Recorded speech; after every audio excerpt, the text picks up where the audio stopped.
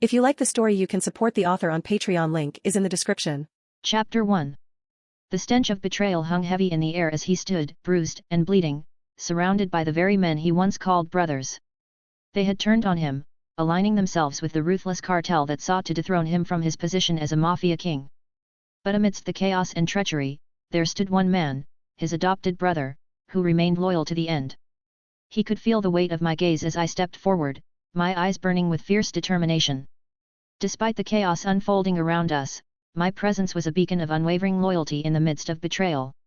"Brother, you need to leave," I urged, my voice strained with pain as blood seeped from multiple wounds. "I will hold them back. Don't worry, I will be right behind you." My words cut through the chaos like a knife, piercing through the haze of disbelief that clouded his mind. This was the moment I had always feared, the moment when his arrogance and complacency had finally caught up with him. As he looked into my eyes, he saw the years of sacrifice and devotion etched into every line of my face. I had always been the one to warn him and caution him against trusting those who sought to exploit his power for their own gain. And yet, he had brushed aside my concerns, dismissing them as nothing more than the paranoia of an overprotective little brother. But now, as the reality of my warnings unfolded before him, he couldn't help but feel a pang of guilt for not heeding my words sooner. "Thank you, brother," he whispered, his voice barely above a hoarse whisper. "I won't forget this, and I will be waiting for you."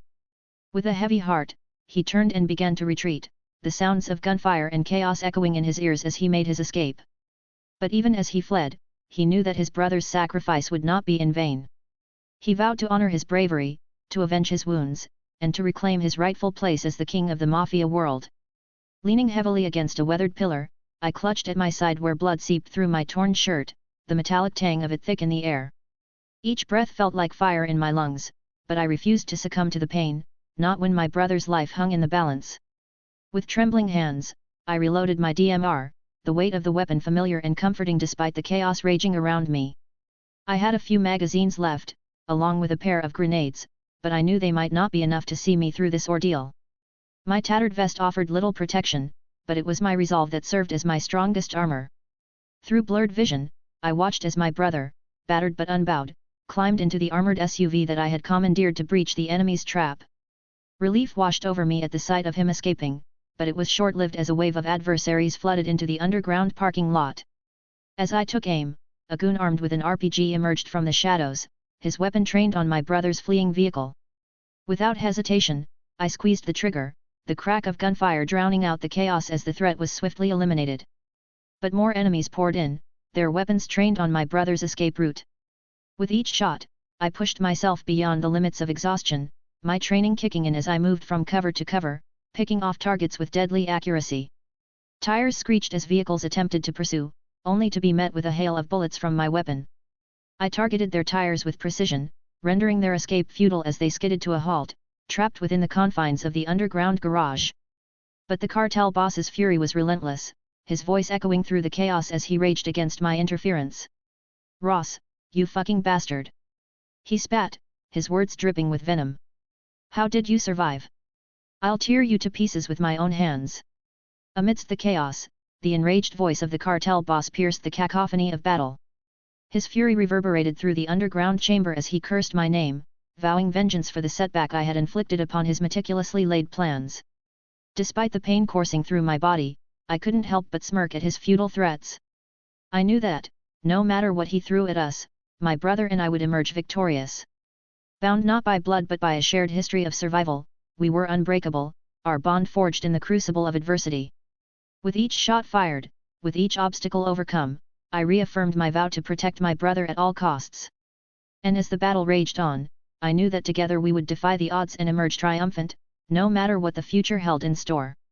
Leaning heavily against the crumbling pillar, I fought against the waves of pain coursing through my body, determined to hold back the tide of enemies threatening my brother's escape. Each foe I felled was a small victory, a precious moment bought for his safety. The gun battle raged on, minutes stretching into eternity as adrenaline surged through my veins, pushing me beyond the limits of exhaustion. With each shot fired, with each life taken, I felt myself slipping further into the abyss. Just as I managed to down another assailant, a grenade landed at my feet, a stark reminder of my mortality. Instinct screamed at me to seek cover, but my battered body could only muster a feeble attempt to evade the blast. It sent me careening into the cold embrace of a nearby pillar, my grip on my rifle never faltering. With the shock of the explosion still reverberating through my bones, I struggled to regain my bearings, knowing that my time was running out. The enemy closed in, their faces contorted with malice as they advanced upon their wounded prey. "Ross, there is no point in fighting anymore, why don't you tell us where you sent Jonathan? You know you can still join us, you are a valuable asset. Your brother just treats." Bang! A gunshot found its mark, blowing the head of a man who was trying to convince me he was the right-hand man of my brother, who led my brother into this trap. But even in the face of certain death, I refused to yield. With one final act of defiance, I squeezed the trigger, a single shot piercing the air as it found its mark. "Pablo, you dumb fucker!" I snarled, my laughter tinged with madness. "My brother survived, and soon your end will be anything but pleasant." My bravado, however, was short-lived as 2 bullets tore through me, each one a searing reminder of my mortality. With my rifle slipping from my grasp, I scrambled to retrieve it, desperation lending strength to my faltering limbs. Yet before I could reach it, a heavy foot pinned my hand to the ground, the weight crushing down on me. Agony flared as 2 more bullets pierced my back, my world spinning in a haze of pain and fury. A cartel member cocked his gun to finish me off with a headshot, but a quick shout from the cartel leader made him stop. "No. This bastard needs to suffer, he cannot die so easily. Bring me my knife, I will personally chop him to pieces." A sinister smile spread across the cartel leader's face as he approached, a gleaming machete held aloft in his hand. With a savage kick, he flipped me over, his intentions clear in the cold gleam of his eyes. But I could not help but smile as he got closer. I hurled the final heat grenade at his feet with a daring flick of my wrist. Boom! "Dumb fucker!" With a thunderous roar, the explosion tore through the air, and all I could do was smile. As chaos engulfed us one last time, I closed my eyes, a sense of grim satisfaction washing over me. For even in death, I would not go quietly into the night. With a final, ragged breath, I embraced the darkness, my spirit soaring free even as my body lay broken and battered on the cold, unforgiving ground. And in that fleeting moment of peace, I found solace in the knowledge that I had fulfilled my purpose, that I had served my brother with all the strength and courage I could muster. Rosinante, his little body impaled by a vicious arrow, his face a mask of pain and resignation. But as the tormentors continue their brutal assault, a strange sensation washes over him, a feeling of disorientation and displacement that he cannot quite comprehend. With a jolt, Rosinante becomes aware of a presence within him, a foreign consciousness that whispers of a life not his own. Confusion clouds his thoughts as he struggles to make sense of this surreal experience, his mind reeling with the sudden influx of memories and emotions that do not belong to him. As the darkness of unconsciousness threatened to engulf me, I felt a strange sensation wash over me, a shift in my very being as a new soul began to meld with my own. The chaos of the scene around me seemed to fade into the background as Doflamingo's desperate cries pierced through the haze, pulling me back to the harsh reality of our situation. With a sudden jolt, I became acutely aware of the absence of pain, which was replaced instead by a surge of strength and vitality that coursed through my veins. It was as though I had been reborn into a new body, my senses heightened and my mind was clearer than it had ever been. Great! I got a chance to retaliate, I thought I would have to endure it silently all my life. One among the mob shouted in evident delight. As the mob continued their relentless assault, one among them couldn't help but voice his satisfaction at the opportunity for retaliation. His words stirred something within me, a determination to fight back against the injustice that surrounded us. The sheer chaos around me pushed me out of my confounded state as the new memories flooded through my head. That is when I understood I was reborn into the world on one piece. The last arrow somehow altered fate and took the life of an 8-year-old Don Quixote Rosinante, and in its place, my soul took over the body. As my soul assimilated into the new body, the pain that had subsided shot back with ferocity. A man fired an arrow towards Doflamingo.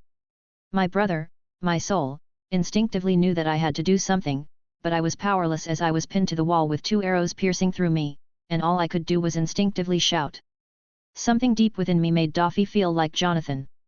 Even though my own words were not under my control, I felt like this soul was mine and not mine at the same time. In that instant, I felt a surge of emotion unlike anything I had ever experienced before. It was a brotherhood that transcended dimensions, a bond that resonated with the deepest recesses of my soul. Images flashed before my eyes from both souls, memories of laughter and shared dreams, moments of joy and sorrow that had woven the fabric of their brotherhood over the years. And yet, amidst it all, there was something more, something that tugged at my heartstrings with an undeniable force. In my eyes, I saw not just Rosinante's brother but a reflection of my beloved brother, Jonathan. It was as if Daffy had somehow unknowingly become Jonathan, embodying all the qualities that I had admired and cherished in my sibling. Daffy. Nuhu. Although I knew my brother would survive this ordeal from my past memory, I couldn't help but panic. Somehow, the love and affection of Daffy in my heart were the same as the ones I held for my brother Jonathan in my past life. Chapter 2. You bastards! Let my brother go! I swear, I will rip you to pieces if I lay my hands on you! I screamed as blood oozed through my wounds. Oi, look what we have here! The kid is still alive after taking 2 arrows, it seems like he wants more. The man who shot the arrow at Daffy mocked me and turned his attention to me as he knocked a new arrow onto his bow. My children are innocent. Please aim your arrows at me. I heard the pleading words of our father, who was responsible for our ordeal. If not for his foolish act, we might not have to suffer, and our mother would have been alive today, but my concerns were more about Daffy's condition. I tried to break free from the restraints, and although the bind held firm, I knew if I tried I could break free. But my resolve was tested further as another arrow found its mark, piercing through my legs with a searing pain. The leader of the mob, sensing my attempts to break free from my restraints, aimed to quash any resistance with a cruel and calculated strike. Tui! These vermins are sure annoying, he spat, his words dripping with contempt. Quick, finish them off before the Marines arrive. Arg! I couldn't help but scream in pain and frustration. It was then that I realized my eyes had been bound, but somehow I could still observe what was happening outside with clarity. Amidst all that pain, I had missed this crucial detail. Using my newfound senses, I tried to probe my brother's condition. And that's when a sudden, soul-freezing chill emanated through the entire mob. I will get even. Doflamingo's demeanor had completely shifted, and all I could feel was hatred in his voice. I'll get even with you idiots, he continued. Brother, I called out in concern, though I knew what was about to happen, so I couldn't help but sigh a bit in relief. It's okay, little brother. I'm not gonna die, Doflamingo addressed me, his words filled with determination. I'm going to survive, no matter what these guys do to me. Stay strong, little brother. Someday, I will come and kill every one of these jerks who have harmed us. The entire mob went silent at the blatant declaration of the young boy pinned to the wall. Everyone realized that he meant every word. Some instinctively retreated back a few steps due to fear, while others aimed their weapons at me and Doflamingo, eager to bury these 2 little monsters. Contrary to everyone's expectations, a sudden burst of energy erupted from Doflamingo as he screamed, I will kill you all.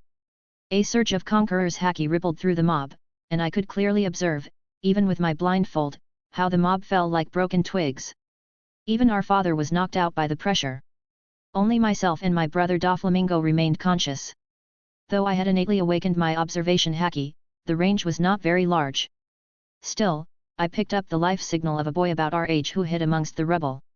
He was outside the radius of Doflamingo's conqueror's haki, so he remained conscious.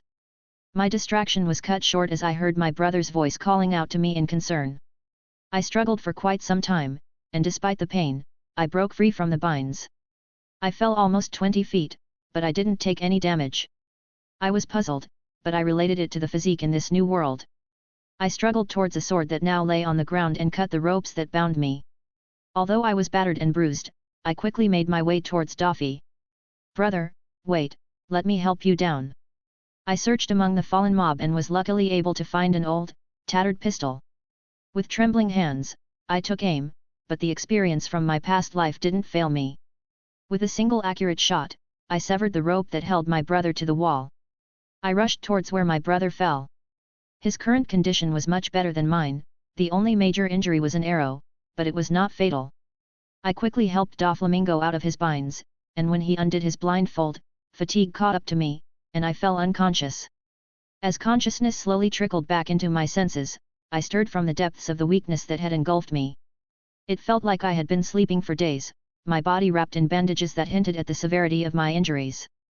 Blinking away the haze of sleep, I took stock of my surroundings.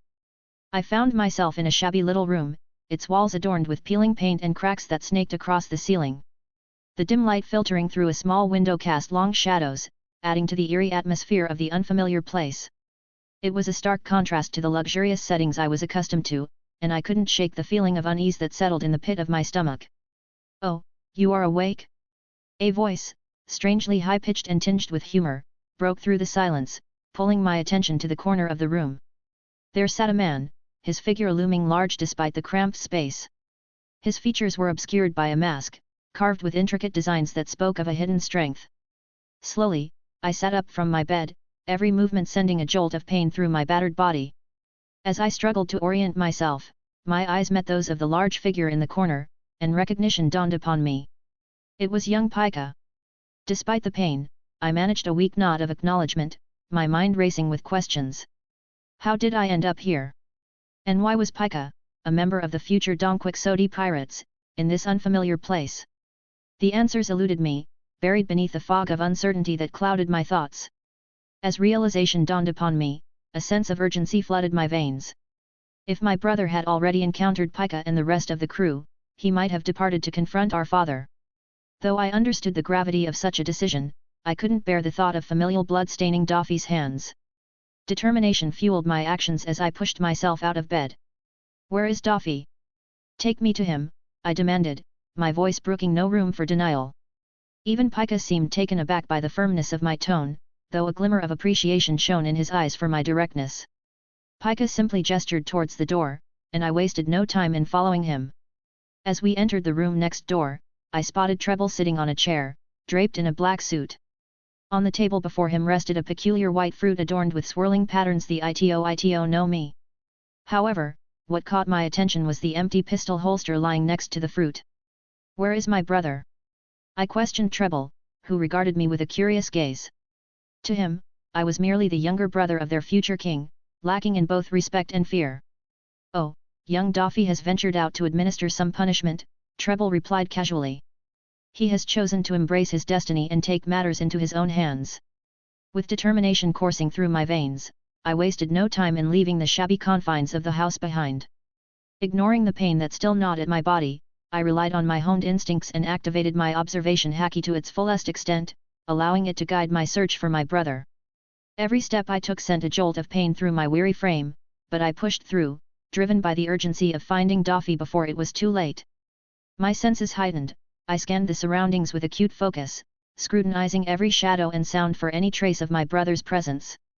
Through the bustling streets and winding alleys, I pressed on, my determination unwavering despite the obstacles that lay in my path. With each passing moment, the weight of uncertainty pressed down upon me, fueling my resolve to reunite with my brother and ensure his safety. As I continued my search, my heart pounded in my chest, a constant reminder of the bond that tethered me to Daffy. Just as I was about to cross the street, I chanced upon young Virgo and Diamante, who had concealed themselves and were observing something. My instincts led me in the direction where they were spying. Approaching cautiously, I witnessed a distressing scene unfold before me. Homing, bruised and battered, lay on the ground, while Daffy stood next to him, gun pointed at the man's forehead, poised to pull the trigger. Fearing the worst, I rushed forward with all the speed I could muster. Bang! The pistol fired. Luckily, I arrived just in time. The bullet pierced my shoulder, leaving behind a nasty wound. Despite the pain, I firmly held onto my brother's wrist, denying him the chance to fire a second shot. "Let me go." Daffy's anger was palpable, his temper rising with each moment I withheld him. But I refused to let him tarnish himself with unnecessary bloodshed. "Stop it, Daffy! He's not worth it," I pleaded, attempting to reason with my brother. However, the recent events had changed him, filling him with an overwhelming thirst for vengeance. Our father had become his primary target, as Daffy saw it as a chance for redemption. "Let me kill him, little brother. All our suffering was because of him. If we return to marry Geoise with his head, they will take us back." Daffy's voice dripped with hatred, his eyes burning with fury. Smack! A resounding slap echoed through the air as I struck my brother hard across the face. The onlookers, including Doflamingo himself, were taken aback by the sudden action. Anger surged through Daffy once more as he wrenched his arm free from my grip, pointing the pistol at me, dangerously close to pulling the trigger. "Go on, shoot me," Why did you stop? I challenged him. You'll have two heads to offer when you try to negotiate with those who abandoned us. Don't be naive, brother, they will never accept us. I knew deep down that the celestial dragons, especially the Dongquixote family, would never accept us back, regardless of our actions. Our return would only tarnish their so-called honor further. Despite the overwhelming hatred brimming within Doflamingo, his love for his meek and petite little brother, who had always followed him, outweighed the animosity he held for homing. With a heavy heart, he slowly lowered his gun, casting one last venomous glare at the fallen figure of our father before turning to leave. A sigh of relief escaped my lips as I watched him depart. Rosinante, forgive me. Homing's voice, filled with remorse and regret, pierced the tense atmosphere. He knew that the recent events had irreversibly changed both his sons for the worse. I stopped in my tracks, turning to face my father with eyes filled with hatred. Mother died because of your decisions. We lost everything because of you. Your foolishness brought us to this point. The Rosinante you once knew is long dead. Never again show your face in front of us. Remember, the next time, I won't be stopping Daffy from pulling the trigger. I knew, deep down, that there was no chance of reconciliation between our father and my brother. After everything we had endured over the past 2 years, I couldn't fault Daffy for his actions. With my final words echoing in the air, I followed Daffy as he made his way towards our new abode, leaving our father to his own fate. After returning to the shabby house, the atmosphere within the room was heavy with tension. Doflamingo sat in the center, surrounded by the rest of us. Kid, you shouldn't have interfered with Daffy's decision, young Diamante admonished me, his voice tinged with disapproval. He clearly believed that Daffy should have been allowed to follow through with his actions. Chapter 3. I met Diamante's gaze but chose to remain silent. I understood that everyone in this room would become fiercely loyal to Doflamingo in the future, and challenging Daffy's decisions in front of everyone like that could have severe consequences. Having been part of the mafia in my past life, I knew how these dynamics worked. My intervention was an act of defiance, one that would have cost me dearly if it had been directed at a normal member of the group. Forget it, let's not dwell on the past. It's time we think about the future. It's time you eat this, Daffy. Treble intervened, shifting the focus to the devil fruit he held out to Doflamingo. Doflamingo, still lost in contemplation over recent events, snapped out of his thoughts at Treble's words. He reached out to take the devil fruit, but my voice interrupted the momentary silence. Do you at least know what kind of devil fruit it is?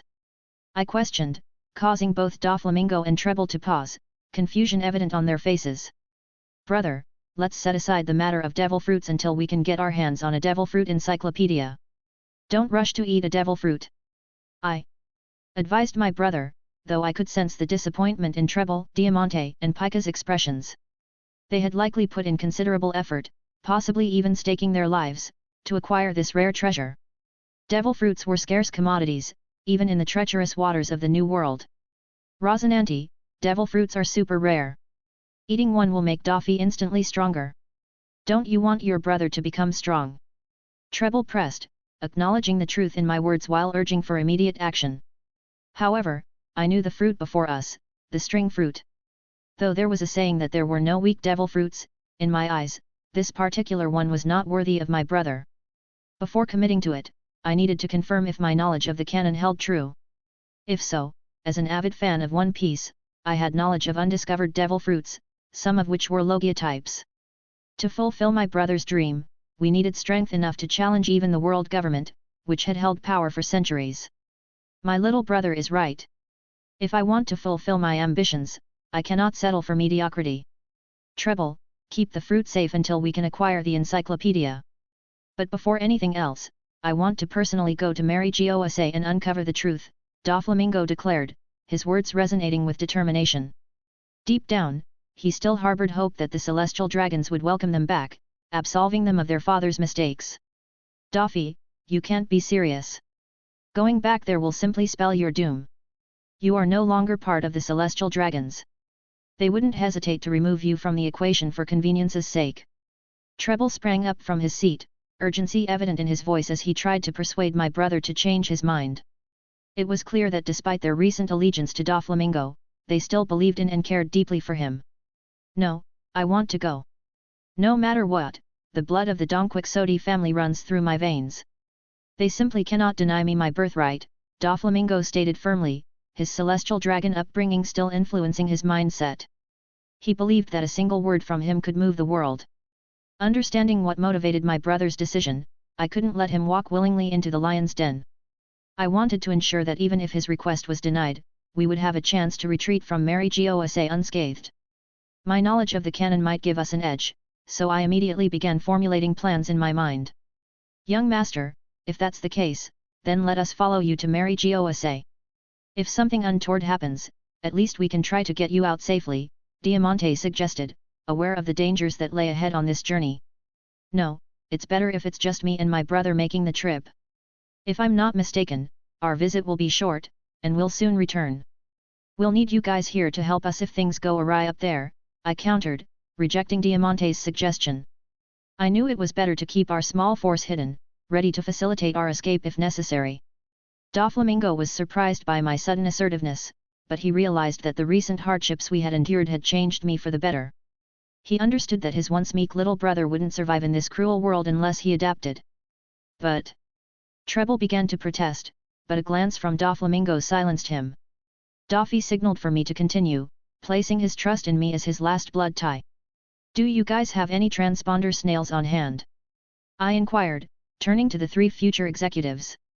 They exchanged glances before shaking their heads in unison. Although we don't have any at hand, we can obtain a few given some time. Is it important? If so, we can arrange it within 2 days, Diamante offered, realizing that my abilities were underestimated. If possible, try to get young snails that haven't been registered yet. I don't want them traced back to this location. If we're ousted by the dragons, this will be our new home for the foreseeable future. I shared my thoughts with the group in the cramped house.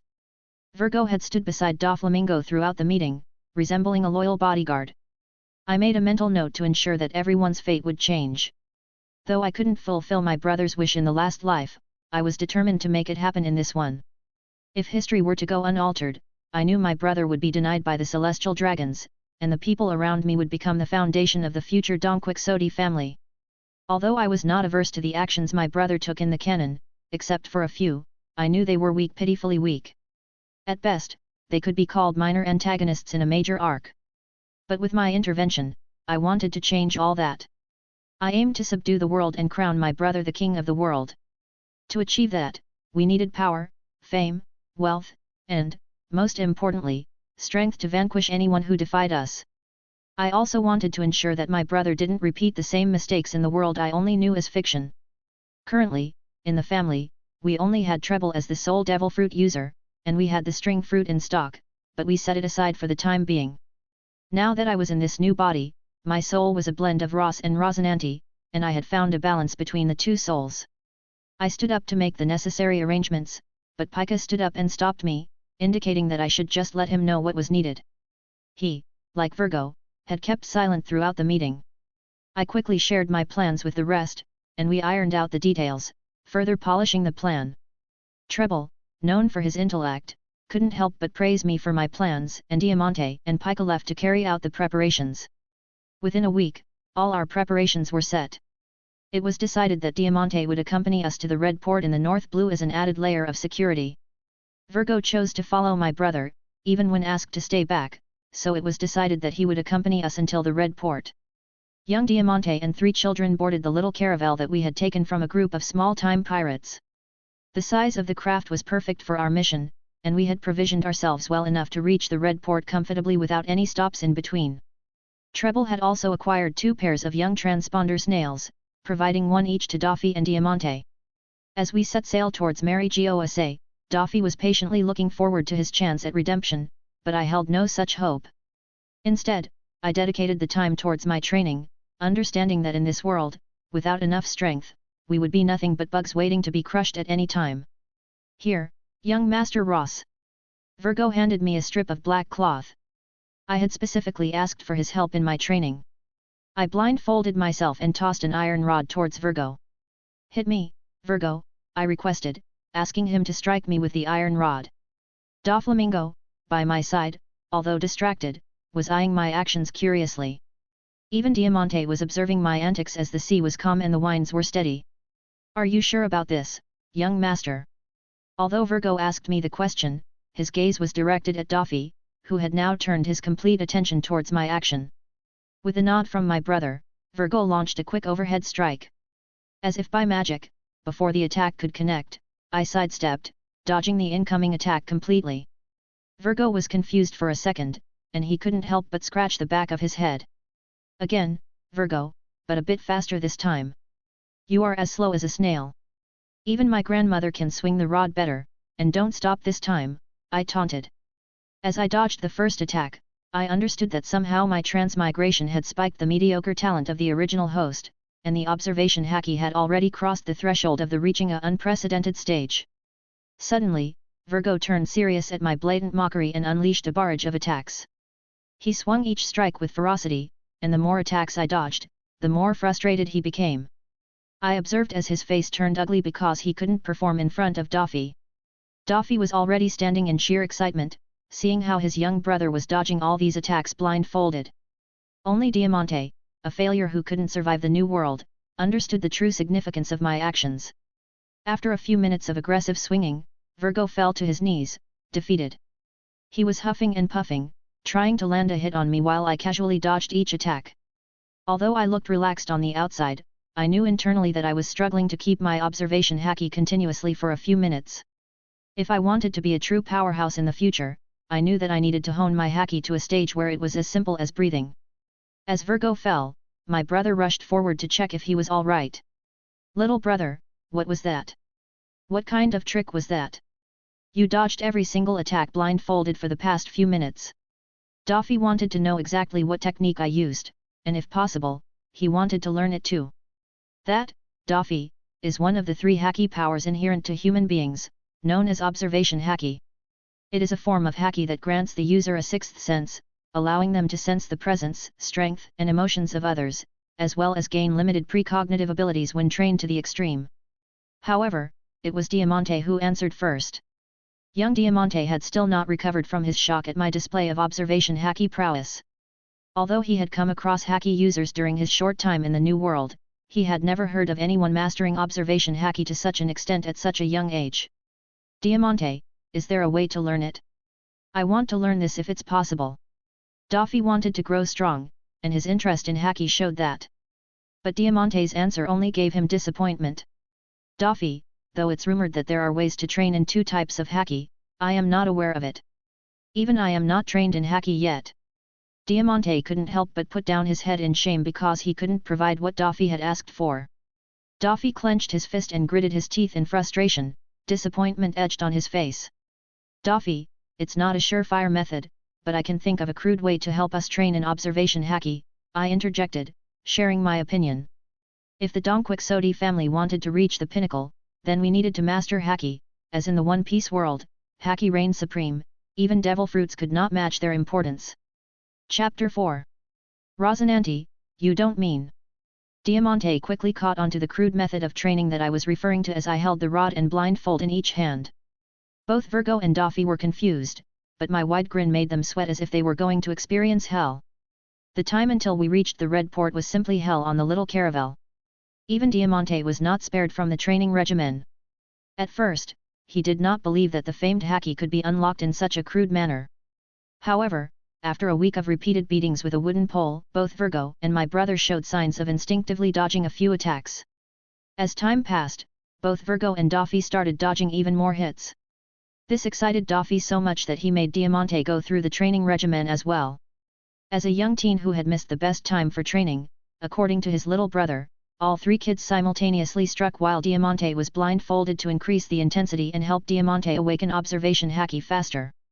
The trip towards Red Port took longer than anticipated, as Diamante prioritized the safety of the little ones. Even the small-time pirates who targeted the caravel were quickly dispatched by Diamante, who unleashed hell upon anyone who threatened them. He needed to vent out his frustration, as the 3 little monsters in the boat had been hitting him daily in the name of training. After 3 weeks of travel, the caravel finally made it to the Red Port on the side of North Blue. There were large lifts that connected all the way from the Red Port to the top of the Red Line, where Mary Geoise lay. The entire port and surrounding sea area were under the complete control of the world government. One could also see regular patrols by world government and navy ships that guarded the waters of this strategic port. Diamante docked at the port under the guise of being a merchant. The toll was so high that not even moderately rich people could make use of this service. However, Diamante had enough money to pay for the toll and also secured 2 tickets for Daffy and myself to travel to the top of the Red Line. Little brother, I want you to be at your best. This is our final chance at returning to our home, Daffy said excitedly as we slowly moved up the lift. Both myself and my brother were adorned in some of the finest clothes money could buy in North Blue, though they were stolen. As the lift reached the top, Daffy moved with the arrogance inherent to the celestial dragons. As we moved away from the regular path and towards the Holy Land, my brother's dream shattered as we reached the main gate. Halt! How dare you peasants try to enter the Holy Land so brazenly? Do you have a death wish? The low-level soldier by the main gate pushed both myself and my brother to the floor, threatening to impale us with the spear he was holding. Daffy's anger flared at the blatant show of disrespect. Just a few years ago, these vermin would crawl at his feet, but now they dared to even push him down. Brother, are you all right? I helped my brother up while glaring at the man who pushed him down. Daffy stood up, still angry, and tried to pull his pistol to shoot the soldier, but I quickly stopped him from doing anything foolish. I am a descendant of the Quixote family. How dare you lay your hands on me? Daffy shouted at the soldier, still seething with anger. Are you sure you want to offend us? Have you thought for a second what would happen to you if what we said were true? I questioned the low-level soldier with a cruel glint in my eyes. My smile made him falter, and my words made him sweat because if the kids were really celestial dragons, then death would be a mercy. As the commotion happened near the main gate, a tall man who wore an exquisite black suit approached us. One of the other soldiers standing guard quickly explained the situation to him, and he approached us after understanding the situation. You get back to your post, and you what's your name? He gestured for the soldier to step back and directed a question at Daffy. I am Don Quixote da Flamingo, and this is my brother, Don Quixote Rosinante. We are the descendants of... Before Daffy could finish introducing ourselves, the man in the suit interrupted him. I know who you are. You are the son of a traitor. Hasn't your father already given up on his status as a descendant of God? So tell me, what reason are you here for? The man, with no change in emotion or facial expression, questioned us regarding the purpose of our visit. However, I realized that this man must have high status because he dared to directly declare homing a traitor. Only a person with connections to the higher echelons could blatantly show such disrespect to a former celestial dragon. Even Daffy understood that the person we were speaking to had high status and prestige within the Holy Land, so he chose to maintain his decorum. I just want to meet with the Don Quixote family members. I am sure they are willing to take us back. We cannot be faulted for our father's mistake. The man in the suit couldn't help but smirk when he heard Daffy's words because he knew what would happen if the kids really approached the other Don Quixote members. After thinking for a few moments, just for amusement's sake, he gestured for an armed soldier and whispered a few words into his ears. Although I wanted to eavesdrop using my heightened senses, I chose to hold back in the name of precaution. The guard swiftly departed to carry out his orders, leaving my brother and me waiting patiently. After a few moments, he returned with a group of soldiers, and at their center stood someone we both knew well, our uncle. From his approach, I could tell he was pleased to see us again. Ah, my dear nephews, it's been far too long. Why are you waiting out here? Come in, come in. No one would dare to stop you with me by your side, our uncle boasted with the arrogance befitting a celestial dragon. The guards around him maintained a respectful distance, and unlike most celestial dragons, he didn't use a slave mount for travel. However, I noticed a couple of beast tribe members, shackled with collars, trailing behind his group, dressed as maids. But as soon as our uncle's eyes landed on the man in the suit, his demeanor shifted. He quieted down abruptly, realizing that a person of high standing was waiting near the main gate. If he had known beforehand, he wouldn't have acted so brazenly. What many outsiders didn't understand was that even among the celestial dragons, there were different levels of status, and our uncle was classified at the lowest level, while the man in the suit was among the higher UPS. The man in the suit didn't say a word about our uncle's behavior but simply turned and left. Our uncle hurriedly urged us to follow him to meet the members of the Don Quixote family. Before we left, I discreetly passed a sheet of paper to one of the guards, instructing him to deliver it to the man in the suit. It was our insurance in case things took a turn for the worse, as my gut instinct told me they might sooner than later. Our uncle led us to the palace area designated for the Don Quixote family. Different areas were assigned to the descendants of various families. As we entered the expansive garden allotted to the Donquixote family, it became evident that some sort of gathering was underway. Other descendants noticed our uncle's arrival, followed by 2 children, and they approached us with curiosity. Among them was little Geoise, who eyed us with interest.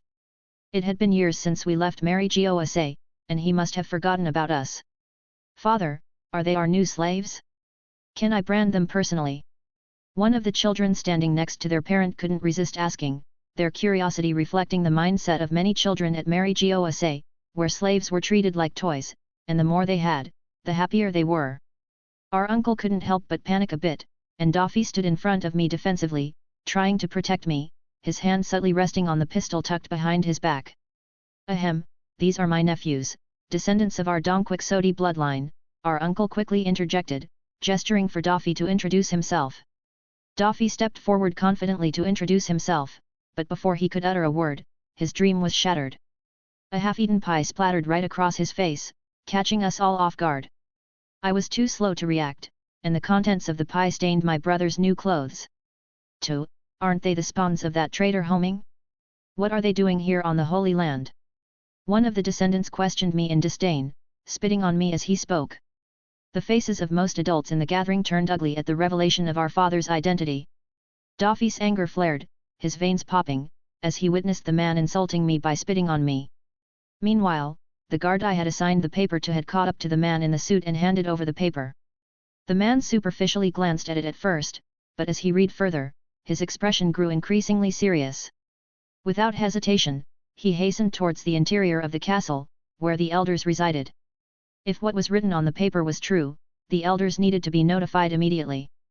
Back at the Donquixote garden, tension was palpable as more and more voices joined the chorus, branding us as traitors. Each insult seemed to chip away at Daffy's composure, his face contorting with rage. "Enough!" Daffy erupted, his anger simmering just beneath the surface. I placed a reassuring hand on his shoulder, silently urging him to remain calm amidst the storm. "You worm, how dare you raise your voice? You're nothing but nobodies now, stripped of your status by your traitorous father. Why isn't he here begging alongside you?" One man sneered, his words dripping with disdain. "I am a dragon, I was born a dragon, you cannot deny me my birthright. I will kill you all, I will kill you all if you stand in my way." Daffy had already lost control as all his dreams came crashing down around him. I tried to rein in my brother, but Daffy was too lost in rage. I was wondering who was bold enough to interrupt the gathering that I personally hosted. It seems like a lost pair of pups that want to pretend to be dragons. "What your father did left a stain on our Donquixote family in front of the families of other descendants of God, but that bastard homing made us lose face in the whole of Mary Geoise, and you still have the audacity to call yourself a dragon." An old man who seemed to hold high authority stepped up as the crowd around him parted. Our uncle, realizing the futility of defending us, retreated with Geoise by his side, unwilling to challenge the old man's authority. As Daffy reached for his pistol in a foolish attempt to intimidate our accusers, shadows flickered around us, signaling impending danger. Before we could react, we were struck with brutal force, the attackers showing no mercy as they pinned us to the ground with trained precision. The old man leisurely took a seat, his gaze fixed on us with a mixture of amusement and cruelty. "A good dog needs a collar and a master. Gift them the new collars," he ordered, as men approached with slave collars, sealing our fate. Chapter 5. Now that the dogs have their collars, it's time to find them masters. "We'll hold a small auction for these unique slaves, sure to fetch a high price," the old man announced, his words sending a chill down my spine. Daffy's conqueror's haki began to manifest unconsciously, a testament to his growing resolve. But before he could assert his dominance, the old man's agent struck him down once more, quashing any resistance. "Oh ho ho ho, this is quite a surprise. It seems like they're not your ordinary breed of dogs. Let's make this event even grander." The man whispered a few words to his aide, his eyes gleaming with malice as his aide hurried to carry out the orders. Within minutes, the once tranquil garden had transformed into a bustling auction venue, tables hastily arranged to accommodate the eager attendees. Word of the impromptu auction spread like wildfire, and the Donquixote family saw it as an opportunity to assert their dwindling status, tarnished by our father's betrayal. I couldn't fathom the twisted logic behind publicly shaming us, but I clung to the hope that my plan would offer us a chance to escape this dire situation. Daffy and I were made to kneel on the makeshift podium at the center of the garden, feeling exposed and vulnerable. The old man watched with amusement as his aide assumed the role of auctioneer, while our uncle desperately sought forgiveness for our predicament. This will be a simple auction, but both products are of supreme quality and may never again grace the market, the aide explained, pushing me to the forefront. Relief washed over me as I realized it wasn't Daffy facing the humiliation of being auctioned off. I had to buy time, even if it meant sacrificing myself to spare my brother from this indignity. The starting bid will be $1 billion belly, with each paramecia and regular Zoan fruit priced at 200 million. Zoan types ancient, mythical, and logia each at 500 million, 1 billion, and 1 billion, respectively. Random fruits will be priced at 100 million each, the aide elaborated, shocking me with the commodification of devil fruits, once considered rare treasures in the world of One Piece. Let the auction begin. The old man's aide announced, but a dissenting voice quickly interrupted. Wait. We need to test the goods first. What if the slaves are non-compliant after purchase? That would be a loss, the voice reasoned, belonging to a member of the Donquixote family. Very well. You may test the product before proceeding with the auction, the aide conceded, and the man who raised the concern stepped forward, eyeing me with disdain. You, brat, quickly kneel down and bark like a dog befitting your station, the man arrogantly ordered me. However, I simply looked at him blankly, as if he were a fool. The more time passed, the more insulted he felt. Even the aide grew angry, and a whip sliced through the air, striking my back and tearing through my clothes, drawing blood as the lash ripped into my skin. Daffy, subdued by my side, gritted his teeth so hard that they bled. He knew it was all his fault. If not for him, I wouldn't have ended up in such a situation. He wanted to exact vengeance on every single one of them. He understood why I was acting defiantly. I was buying time so he wouldn't have to endure such humiliation. Kneel, you vermin, the man barked, and another lash connected with my back as I stood defiantly. More strikes followed, with the entire venue falling silent. My entire back was now covered with fresh, bleeding wounds, but I stood as if nothing had happened. Tears welled in my eyes from the pain, but my face held a defiant smile, refusing to bend to their whims. I would have long buckled if it weren't for my will holding me up. The old man from the Donquixote family felt increasingly insulted as whispers and mockery spread among the crowd. His eyes glinted dangerously with anger as he eyed his aide, who began whipping me more harshly than before, heedless of where the blows landed. My clothes were soon torn apart, leaving me naked and bleeding in front of the jeering audience. Yet, despite the humiliation, I clung to my defiance, refusing to bow to these vermin. Enough with this farce, the old man barked, his voice cutting through the chaos. Do you think you're unbreakable, boy? You have no idea. With a gesture, he commanded his guards to dismember Daffy. Shock rippled through the crowd, even among the celestial dragons present, but there were those who relished the spectacle. Panic seized me as a guard drew his sword, poised to strike my brother. My knees buckled, betraying my resolve. Don't, little brother, Daffy urged, his voice strained with emotion. Don't give in. It's just an arm. But as the guard raised his blade, I knew I had no choice. I dropped to all fours, submitting to their demands to spare my brother. Now there's a good dog, the man sneered, his satisfaction evident. Where did all that defiance go? Kicks rained down on me as I continued to act the part, my body battered and broken but my spirit unbroken. Now, let's see if you're compliant, the man taunted, extending his boot. Reluctantly, I obeyed, licking the filth from his shoe, all the while seething with rage and humiliation, wanting nothing more than to rip the man's throat, but the guard standing behind Daffy with a raised blade made me carry through. The old man chuckled triumphantly, pleased with his product. I bid $1 billion, he announced, his voice ringing through the garden. The bidding resumed, the price escalating with each offer. Finally, the bidding reached its peak, and another old man declared, 10 billion, a mythical Zoan, and a Logia. The auctioneer nodded, as there were no more bids. Sold. This unique slave will belong to the Geoise family from today on. Congratulations on your purchase. Please step forward to brand your slave personally. With a sense of finality, I watched as the highest bidder approached, ready to leave his mark on his new property. A guard approached, carrying a metal rod glowing with searing heat. The branding iron bore the infamous slave mark of the celestial dragons, known as the hoof of the soaring dragon. 2 burly guards pinned me down while another carefully transferred the branding iron to the hands of the winning bidder, who couldn't contain his jubilation. With a gleeful grin, he pressed the scorching seal against my back, the heat searing through flesh and blood to etch the mark onto my very bones. Arg! The pain was excruciating, tearing a scream from my throat as the hot metal seared into my skin. Just as the onlookers prepared to resume their revelry, a group of soldiers burst into the scene, their urgency palpable. Words were exchanged, and the man of highest status among the celestial dragons visibly began to sweat under the pressure of their conversation. Panic rippled through the ranks of the celestial dragons as the news spread like wildfire. In that moment, I realized that my plan had succeeded. The reaction of the elite was a testament to the impact of our unexpected intervention. I couldn't help but laugh defiantly like a madman one last time before I passed out. The same evening that I fell unconscious after the auction, a caravel hastily departed from the Red Port under the watchful eyes of a few CP agents. Meanwhile, at the heart of the Holy Land, the 5 elders, the highest governing authority of the world government, gathered for a meeting. Was it wise to let them go like that? They could pose a problem in the future. It's not too late to send a few ships to hunt them down, remarked a bald elder, his tone suggesting a desire to eliminate the potential threat. No, we cannot take such drastic action. We do not know with whom else the children have shared their information. They may be young, but they have shown meticulous planning. It would be prudent to monitor them closely for now, countered another elder, who wielded a sword, acknowledging the cunning of the youngsters. I am more concerned about how they accessed such sensitive information. We should monitor the Dongquixote family more closely. Even their current family head should not have access to such secrets, suggested another elder, voicing a deeper worry about security breaches. Those children will remember this incident.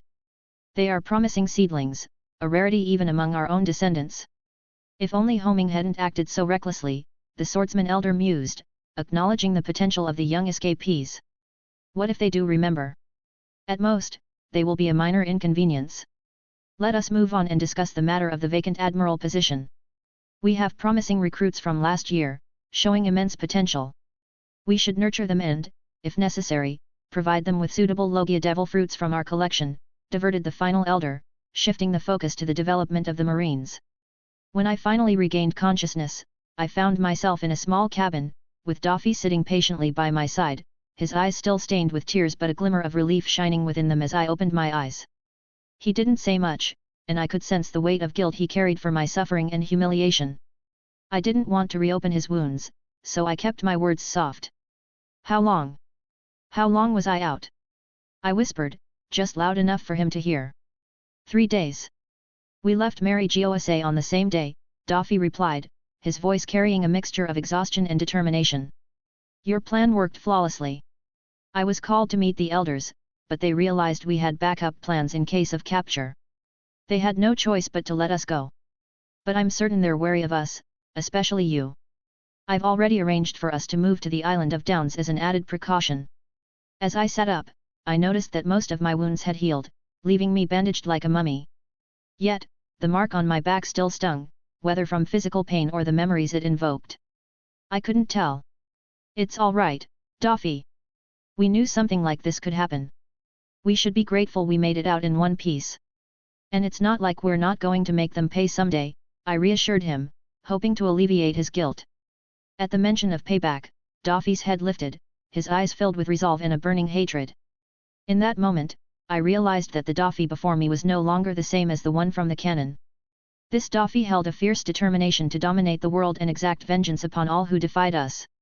And I was proud to stand by his side, following a brother with such unwavering resolve. I promise you, little brother. Someday, I will make them pay. Every last one of them will regret crossing us. They will rue the day they dared to defy us, Daffy declared, his fists clenched with a determination never to experience such humiliation again. The next day, despite Daffy's insistence that I rest, I found myself moving about the caravel. My body's vitality and resilience were unlike anything I'd ever experienced. Initially, I attributed it to the peculiar traits of this world, but after Diamante's assessment of my wounds, I realized I was different. I was built differently. While an ordinary person with an above-average physique and vitality would have needed over a month to fully recover from such injuries, I managed to do so in under 4 days. Daffy chose to keep most of the events that unfolded at Mary Geoise from Diamante and Virgo. He only shared superficial details, but even with the limited information, Diamante must have sensed that something significant had occurred. With the visible wounds on my body and the branded slave mark etched into my back, his deductions weren't far from the truth. Moreover, Diamante was aware of our backup plan for escape, which added another layer of understanding to the situation. Chapter 6. After the tumultuous events in Geoise, Daffy threw himself into training with an almost manic intensity. He understood that strength was the ultimate power that would pave his path to ruling the world. Even Virgo, who usually followed Daffy's lead, began training more vigorously. While Virgo possessed a rare talent for taming haki, Daffy's determination made up for any difference in raw talent. I noticed a subtle shift in the way Diamante and Virgo treated me. It was as if my position had been elevated in their eyes, perhaps due to the resilience I showed during our ordeal. During our journey back, Diamante took a deliberately longer route to potentially throw off any pursuers. Although I knew that the world government could easily track us if they truly wished, I hoped they deemed us insignificant, just two defeated children in their grand scheme. My hopes were realized as we arrived at Downs Island without incident after a month-long voyage. As the caravel docked on the new island in North Blue, we were greeted by Treble and young Pika, eagerly awaiting our arrival. It was a relief to see familiar faces, especially those we could trust implicitly. As Daffy and I made our way to our new dwelling within the scrapyard, followed by our group, we stumbled upon a shabby-looking house that would serve as our home. As we settled in, Treble shared the tragic news of Homing's suicide. He had taken it upon himself to provide our father with a decent burial. Daffy remained stoic at the news, but I felt grateful for Treble's gesture. Despite everything, Homing was still our father, and holding on to hatred for a deceased man served no purpose. Daffy, your decision to leave the last town was wise. The entire island was swarming with government agents after we departed. It seems you two caused quite a stir back in Geoise, Treble remarked as we gathered to discuss our future plans. Well, let's forget about them for the time being. They'll calm down soon enough. Rosinante, do you have any plans regarding our future? Daffy waved off Treble's praise and turned to me for my opinion. Unlike the original canon, Daffy had matured early, and this would greatly impact the future world. Yes, Daffy. For the time being, I suggest we lay low and focus on training while simultaneously building ourselves a power base. If you want to rule the world, we'll need strength, status, power, connections, and wealth. We can't afford to lack any of them. They'll be the foundation of our future empire, I explained, drawing from my knowledge of a world ruled by those in power. He, Rosinante is right, Daffy. As we are now, even going to the nearby island would be dangerous, even in the first half of the Grand Line, we will not survive. We should start with North Blue. We do have a few connections in the underground, Treble supported my words. The trio chose Daffy for his potential, and his recent changes since returning from Geoise only increased their confidence in him. Learning about my supposed actions from Diamante had made them accept me more warmly than before. In that case, we have a lot of options. We could get involved in weapon trading, smuggling, or even slave trading. Treble began, but Daffy's conqueror's haki flared out involuntarily. His emotions were running rampant. We will never get involved in slavery, not today, not tomorrow, never ever in the future. Anyone from our family who involves themselves in slavery, I will personally rip their heads off. Is that understood? Anything else is fine, Daffy seethed with rage at Treble's mention of slavery. My torment and humiliation at the hands of the celestial dragons had left a deep scar on Daffy's heart. I understood Daffy, neither of us were saints, but his helplessness made him instinctively repulsive toward slavery, one of the major businesses of the underworld. Daffy, I understand the situation, but human trafficking is one of the most profitable businesses that could help us propel our power in the short term. I'm sure Rosinante will understand too. Treble turned to me, seeking my support. I had no aversion to carrying the slave mark, unlike others. What was the worst that could happen? People might try to capture me, thinking I was an escaped slave. But I was resolved to cut down anyone who tried that in the future, so I had no issues with involving ourselves in slavery. However, I also had to ensure that we didn't repeat the mistakes of the world government. However, before I could start, Daffy raised his arms to stop me. That was my order. I don't like people questioning my decisions, and that includes you, little brother. I hope you guys remember this in the future, Daffy declared majestically. We could vaguely see the shadow of the king in the making, and a smile unknowingly crept onto my face as my brother stepped up and lived up to his role. Treble, I know we might have difficulty, but don't worry. Even without involving ourselves in slavery, we will eventually come out on top. Rosinante, show them. Daffy turned to me with a wide grin, and after his words, I walked in to bring back a large sketchbook that was as tall as me and dropped it on the table. For the past month while we were on the caravel, I had dedicated most of my time between my training and this large sketchbook. Only Daffy and I knew what the book contained, even Diamante and Virgo were not allowed to take a peek under Daffy's strict instructions. Now that the large sketchbook lay before them, they were curious. Treble was the one who first moved to flip the book, and the first page had a detailed sketch of a firearm. The design was way ahead of the current mainstream weapons used in this world. In my previous life, I was a gun enthusiast, and I had even mastered myself in the field of gunsmithing. Redesigning the guns to fit into this new world was an easy task for me, and Daffy did not ask many questions when I introduced him to these weapon designs because he believed in me with all his heart. As Treble flipped through the pages, more and more detailed designs of different weapons were sketched. Diamante and Pica were practically standing on their toes to get a better look at the futuristic weapons. I knew that these weapons might not have much of an impact in a world where things like devil fruit and haki existed, but still, they would give the Donquixote family a complete monopoly in the field of firearms once we could establish a stable supply source. Daffy, why would you share such important things with us? We have barely known each other for a month or two. In this world, people would stab you in the back for much less. Treble, although delighted, expressed his concern about the trust Daffy had placed in them. Do you guys have any intention to betray me? Daffy narrowed his eyes towards the trio, probing their intentions. No, Daffy, that wasn't what he meant. He just, never mind, let's talk about this. Is this what you were working on during this past month, Rosinante? Diamante quickly intervened, defending Treble's words. He realized that Daffy wouldn't have shared such information if he didn't trust them, so he turned to me for confirmation, to which I simply nodded. Well, if we have this, then you're right, Daffy. We can revolutionize firearms and have a monopoly on this business in the underground. But first, we'll need a place where we can build a stable base. Treble collected himself quickly and added his comment regarding our upcoming idea of establishing a foundation. Daffy picked up a tattered map of North Blue and rolled it open, pointing at a certain island. This is Spider Miles, a port town. However, what many fail to notice is what a treasure trove it is. It's the largest waste processing island, especially when it comes to metal and other related items. Establishing a weapon factory is no easy task. We'll need a lot of metal for guns and ammunition, and this place can be the best start that we can get. Eventually, we can expand from there. For the time being, we should first try taking control of Down Island and then move on to Spider Miles, Daffy explained, having discussed this plan with me earlier. After learning about all the islands and places in North Blue, we came up with the most strategically sound plan. And just so you guys know, we have found a crude way to train observation haki.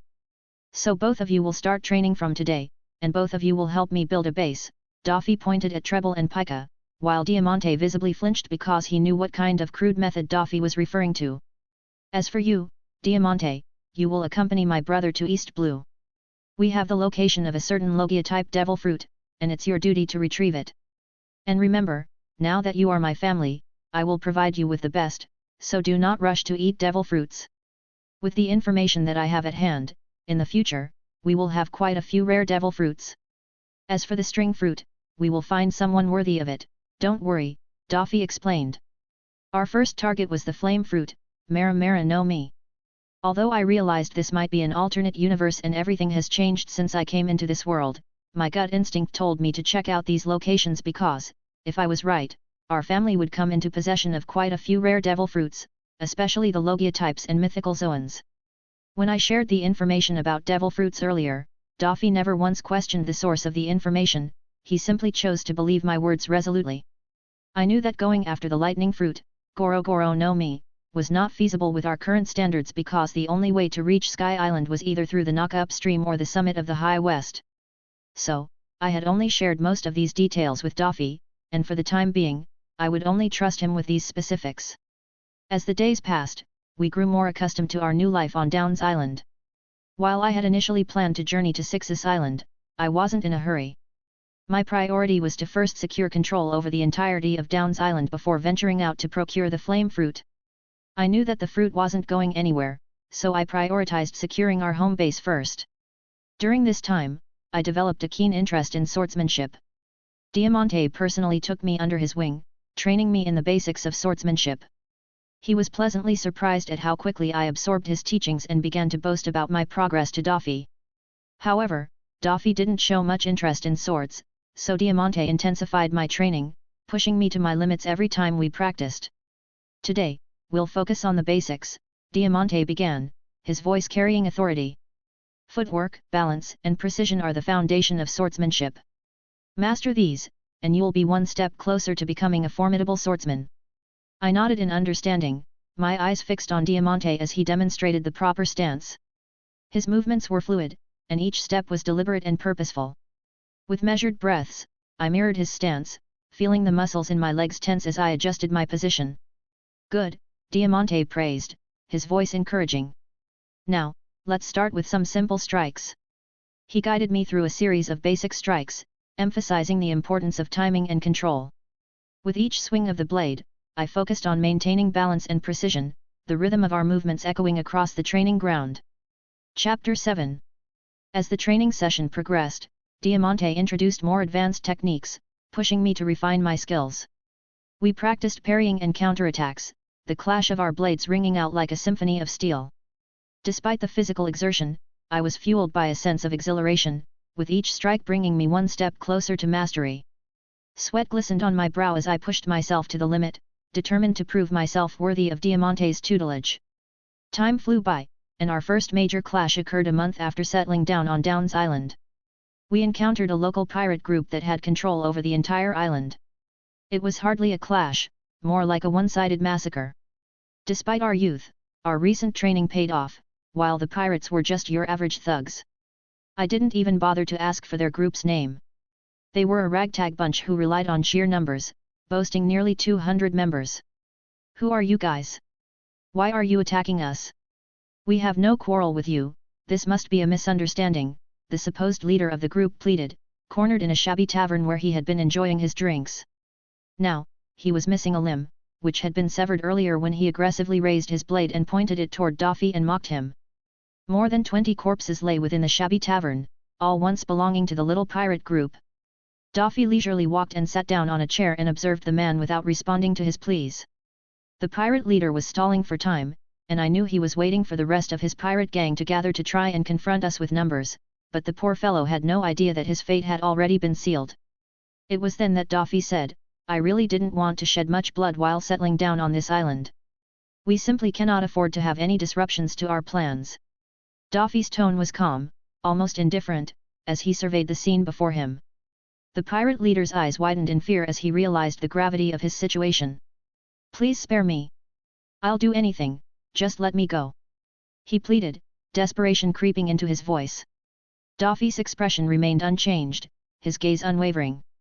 You had your chance to negotiate, but you lost it when you pointed that blade at me, he said, his voice cold and final. Without another word, Daffy stood up from his chair, and I drew my sword with fluid grace. The pirate leader's eyes widened in terror as he realized his fate was sealed. In one swift motion, I delivered the final blow, ending the pirate leader's life with a decisive strike. It seems like we have quite the commotion outside, it seems like the rest of the gang is waiting outside to ambush, maybe. Diamante couldn't help but mock the pirate gang's actions. Our entire family has been growing steadily stronger in the past month. Even Virgo was strong enough to overpower a normal pirate, and except for Treble and Pica, the rest had started breaching the initial stage of observation haki. I was the only exception, as I had awakened it innately, I just had to hone it steadily. Daffy stood at the front with me next to him, followed by the rest of the family. Daffy gestured to me and Treble to take the lead, as it would be ideal I was able to dodge bullets, and Treble could use his devil fruit to defend himself. I had already observed the surroundings, and I saw more than 100 pirates who had surrounded the tavern to ambush us. With Diamante and Virgo at our backs, we stepped out into the fray, ready to confront the pirate gang that surrounded us. Daffy's confidence radiated like a beacon, his presence commanding respect and instilling fear in our adversaries. As Daffy opened the door for me and Treble, I felt a surge of adrenaline coursing through my veins.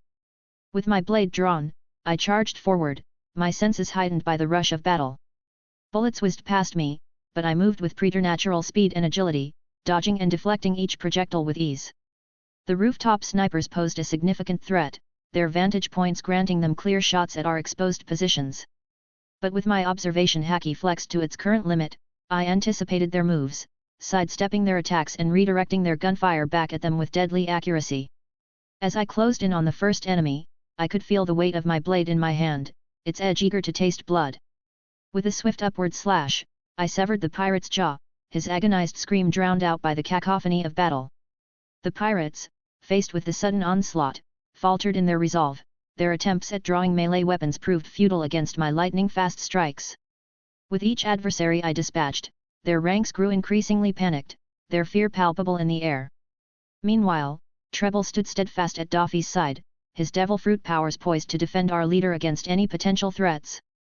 We fought bravely, but we were not reckless, mindful of the dangers that lurked amidst the chaos. As the fight intensified, I could feel adrenaline surging through my veins, heightening my senses and sharpening my focus. Bullets whizzed past me, their trajectory was easily predicted with my observation haki. I danced through the chaos with fluid grace, each movement calculated to evade the deadly projectiles. With a flick of my wrist, I deflected incoming bullets, sending them ricocheting off the walls and into the ranks of the pirates. Their cries of pain echoed through the air, but I didn't relent. Every strike was swift and precise, aimed at incapacitating my opponents with ruthless efficiency. As I closed in on the nearest pirate, I could see the fear in his eyes. He swung his blade wildly, but I effortlessly sidestepped his attacks, my movements a blur of speed and agility. With a swift motion, I disarmed him and delivered a powerful blow that sent him crashing to the ground. But there was no time to dwell on my victory. More pirates surged forward, their numbers seemingly endless. I moved with calculated precision, weaving through their ranks and striking with lethal accuracy. With each enemy I dispatched, my confidence grew, fueling my determination to emerge victorious. Through the chaos, I caught glimpses of my family fighting alongside me, especially the trio, whose skills had been honed through years of struggle and hardship. Together, we were an unstoppable force. It was a one-sided massacre. But even as we fought, I could sense a shift in the tide of battle. The pirates began to falter as more bodies piled up, their morale wavering in the face of our relentless onslaught. With one clean swing, I beheaded the vice-captain of the pirate group, and we pressed forward, driving them back until they were forced to succumb like the rest of the gang. As the dust settled and the echoes of battle faded, I stood amidst the wreckage, my chest heaving with exertion. But there was no time to rest, not yet. This victory was just the beginning of our journey, and there were still many challenges ahead. Time flew by, and it took us another month to completely bring the entire island under our control because of the lack of manpower on our side. After taking Downs Island completely under control, the new Don Quixote family was officially established. Daffy was the leader, with me being the vice leader, and the other four were designated the post of elite officers. Drawing inspiration from the original canon, I suggested an idea to represent our family with a deck of cards, and Daffy's fascination with the king's persona led him to claim that title for himself, changing the canon altogether. As for me, I took on the mantle of the Joker, symbolizing the anomaly. The four main squads, each led by an elite officer, were each assigned a suit in the deck, respectively. The Ace, Queen, and Jack positions remained vacant for the time being, awaiting the recruitment of worthy individuals who would embody the spirit and values of the Don Quixote family. I had already begun compiling a list of potential candidates, each possessing unique skills and talents that would complement our crew's strengths. Our crew's structure was more than just a hierarchy, it was a reflection of our unity and purpose. Each member had a role to play, contributing their strengths to our collective success. And as we continued to grow and expand our influence, our bonds would only strengthen, solidifying our place in the treacherous world of piracy. Ross, promise me you'll prioritize your safety above all else. Daffy's voice held a hint of concern as he clasped my shoulder, his gaze filled with brotherly affection. Despite his tough exterior, I knew he harbored a deep-rooted worry for my well-being as I embarked on the journey to East Blue in search of the flame fruit. I returned his gaze with a reassuring smile, determined to ease his apprehension. Don't worry, Daffy. I'll be back before you know it, and with that devil fruit in hand, I replied confidently, though I couldn't shake the sense of foreboding that lingered in the back of my mind. As Daffy handed me a transponder snail for communication, I felt a surge of gratitude for his unwavering support. With Diamante by my side, we set out on our journey, ready to face whatever challenges lay ahead in our quest for the flame fruit. Leaving Downs Island felt like stepping into a whole new world. The salty air greeted us as we boarded a small boat, heading towards the distant shores of East Blue. The ocean stretched out endlessly before us, both scary and exciting. Our journey started with lots of excitement and some nervousness, too. Leaving behind our familiar home was tough, but we were determined to explore new places and make exciting discoveries. As we sailed on, days turned into weeks. We saw so many amazing things along the way. Tropical islands with lush green forests and clear blue waters looked like paradise compared to the rough terrain of Downs Island. We faced storms and tricky waters, but we never gave up. With each passing day, our anticipation grew. We were ready for whatever adventures lay ahead in East Blue. 1736, 1737, 1738. I counted each push-up, feeling the weight of exhaustion pressing down on me like a boulder. But I persevered, knowing I hadn't reached my limit. It had been over a month since we began our hunt for the famed Logia fruit. While crossing over to East Blue from Downs Island took only 3 weeks, finding Success Island was proving to be a different challenge altogether. In a world where islands littered the seas in their thousands, finding one whose name might not even be accurate was like shooting in the dark. Many would call our pursuit foolish, but my instinct told me we would succeed, so I hadn't given up hope despite visiting 3 towns in East Blue without any leads on Success Island. So, as we ventured on the hunt for the devil fruit, I immersed myself in training. Boom, boom. The faint sounds of shells exploding caught my attention. Using my observation haki, I probed the area around the caravel, but there were no signs of any ships. I understood that there must be a fight nearby. Diamante emerged from inside and began observing our surroundings. He must have heard the cannon fire too. After a minute or two, we could still hear faint cannon explosions. That's when Diamante spotted the source of the sound. There, it seems they've caught a big fish, ha ha ha. I could see a huge merchant ship besieged by 2 pirate ships. Judging by the pirates' swift approach, they were quickly gaining on the merchant ship, and unfortunately, they were heading in our direction rapidly. We had no intention of interfering with the ongoing piracy, after all, we were pirates ourselves. However, before we could turn our caravel and move, one of the pirate ships moved to intercept our path. Simultaneously, a cannonball hit the mainmast of the merchant ship, shattering it and causing the vessel to slow to a complete stop near our caravel. Chapter 8. A couple of shells were fired in our direction, and Diamante quickly moved to intercept them. With a swift motion, he pulled out his sword and deflected the shells back into the sea.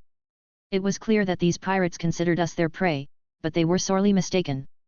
This wasn't the first time we had encountered such attackers, and I had already sent many of them to a watery grave. Diamante, having little experience in the New World, regarded these East Blue pirates as little more than a joke. For me, they were simply training dummies to hone my skills. After Diamante deflected a few more shells, I observed as the pirates from the first ship began boarding the merchant vessel, armed with cutlasses, pistols, and other weapons. Using my observation haki, I could sense the chaos unfolding on the ship. A few armed soldiers tried to fend off the pirates, but they were quickly overwhelmed.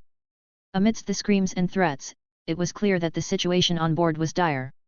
As the second pirate ship closed in on us, more than 10 goons landed on our caravel, surrounding us with pistols and other weapons drawn.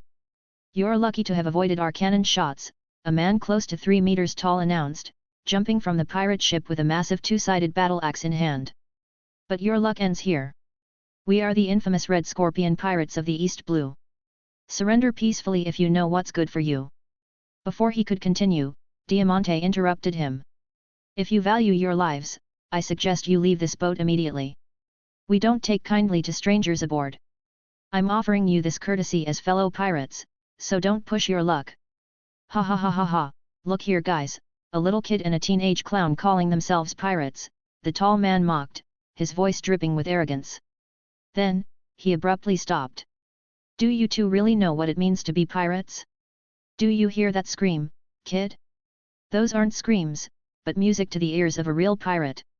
He flexed unnecessarily, trying to intimidate us. "What's wrong, kid? Frozen in shock? Have you already pissed your pants?" He taunted further. "Look here, guys, it seems like the kid has soiled his pants in fear. Now, be a good kid and show me where you've kept the money and other valuables." Maybe I'll find it in my heart to spare your lives. His words grated on my nerves, and I grew increasingly irritated. TCH, such a poor joke. You don't have any class. Why is it that I always come across fools like you? I leisurely started walking towards the man with the battle axe. As I stood in front of him, I gestured for him to come closer. The fool didn't think twice and bent down. However, what he didn't expect was my swift movement as I pulled out my blade and thrust it through his neck. What followed was carnage. Diamante didn't even make a move, leisurely standing by the side, watching my performance. I quickly drew the pistol from the waist of the now dead man. Before his body hit the deck, I had shot 5 times, every bullet finding its mark. With observation haki enhancing my marksmanship, my shots were precise, a skill honed from my previous life. Thud, the bodies hit the ground. One of the remaining pirates reacted, swiping down with his blade to cut me in half from behind. I simply sidestepped, and the blade harmlessly crashed onto the deck. I swung my sword upward, severing both of the pirate's arms. Kill him! With a loud scream, the remaining half-dozen pirates charged at me simultaneously, completely forgetting about Diamante. The commotion aboard our caravel had already attracted the attention of the pirates on the second ship. When they saw the large man lying in a pool of blood, some pirates couldn't help but scream, "Vice Captain!" I realized the man I had plunged the blade into should have been the vice captain of the so-called Red Scorpion pirates. I dodged all the attacks and bullets fired at me by the remaining goons, while the pirates from the second ship prepared to fire a cannon at such close range. Diamante swiftly intervened, landing on top of the cannon that was about to be fired. "Sorry, but I cannot let you guys do that. This little caravel still needs to help our journey, and it's kind of perfect for us, so I've grown attached to it," he declared before striking down the man aiming the cannon. As I started cutting down the remaining pirates on the boat, Diamante initiated his own slaughter, quickly decimating the pirates on the second ship. By the time the pirates on the first ship had taken the merchant ship under control, Diamante and I had already eliminated all the pirates on their second ship. Only after the chaos subsided did the remaining pirates notice the silence from the second ship. "You guys, what are you daydreaming about? Quick, transfer the loot back to our ship before the Marines arrive."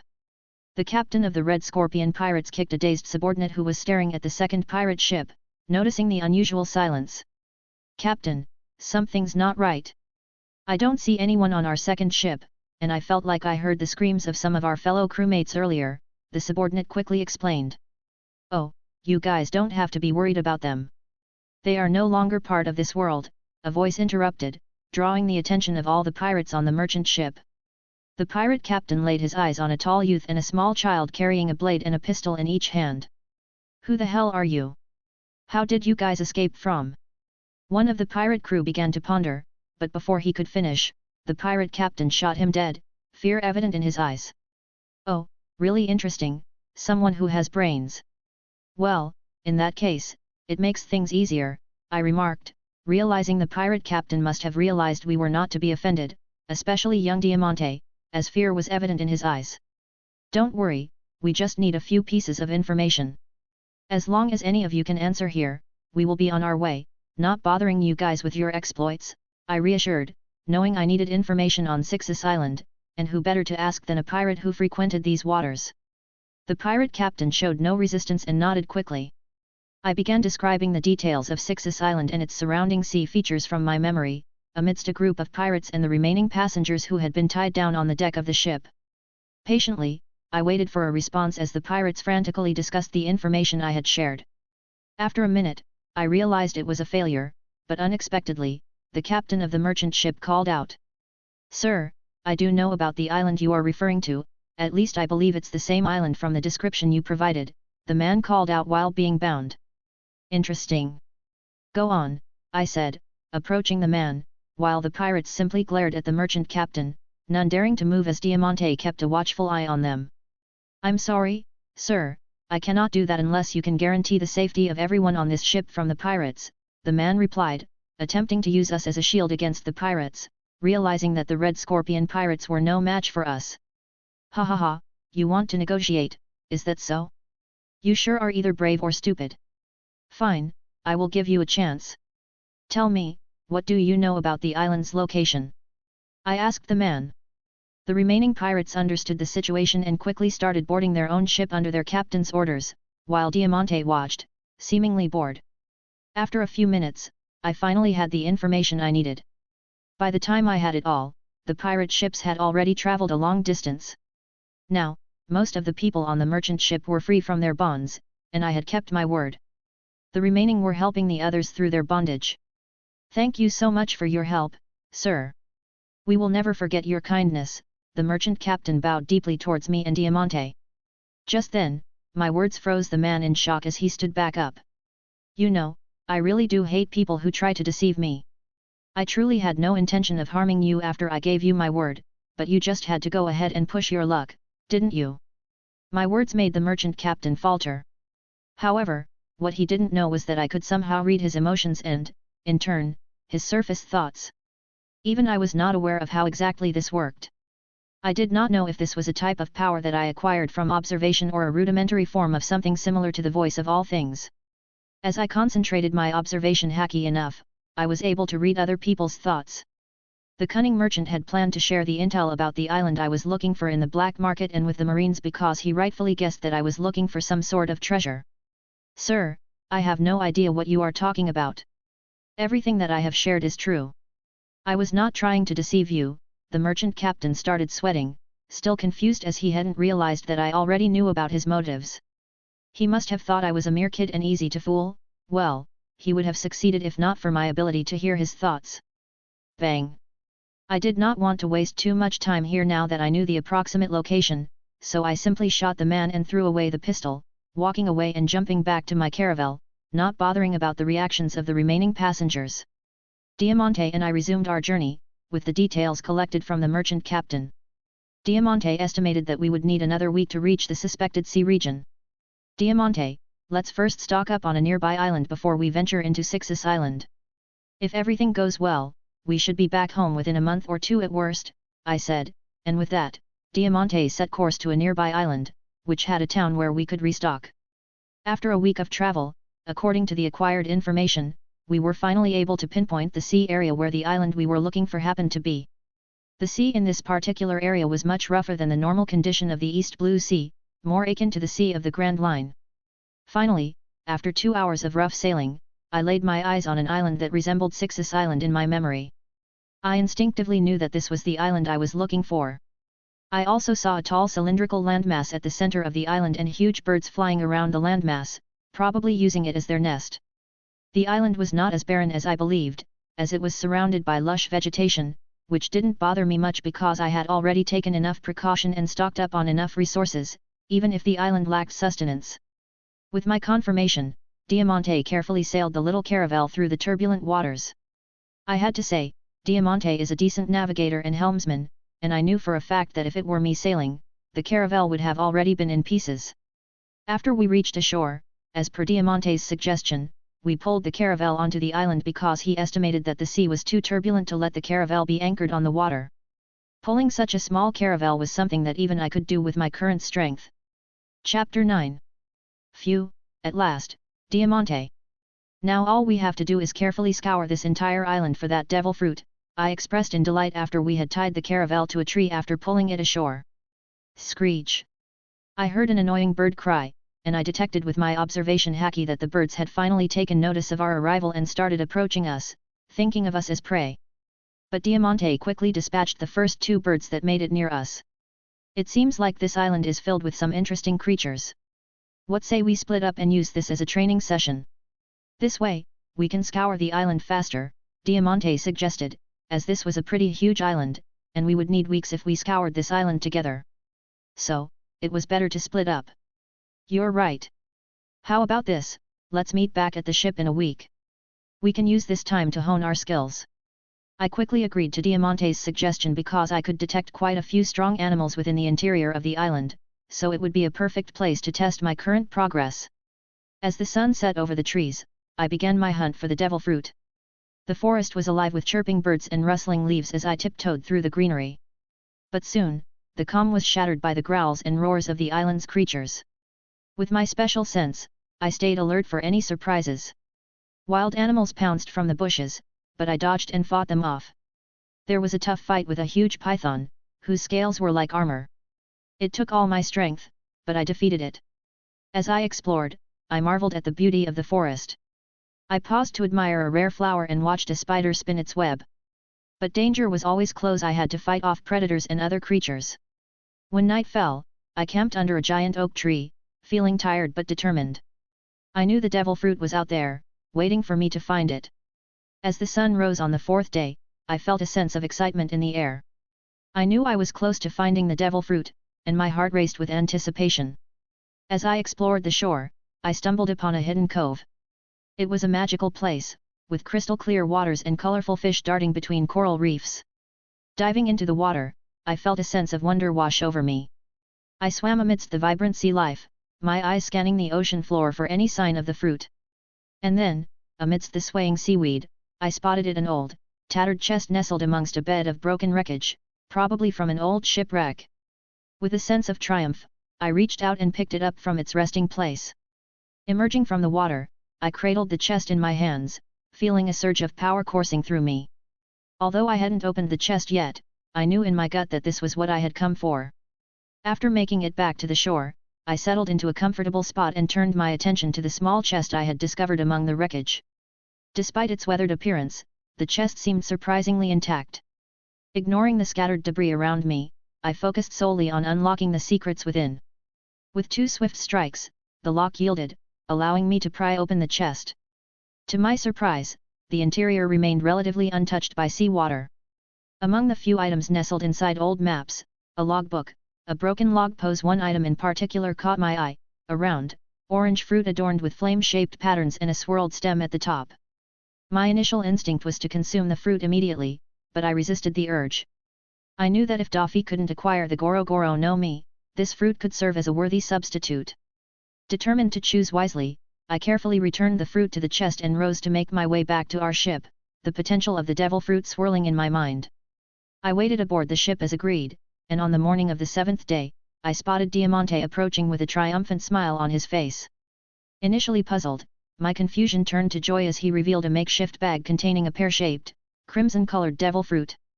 While I couldn't identify its type, the sight of an additional devil fruit thrilled me. Never had I imagined finding 2 devil fruits on the same island.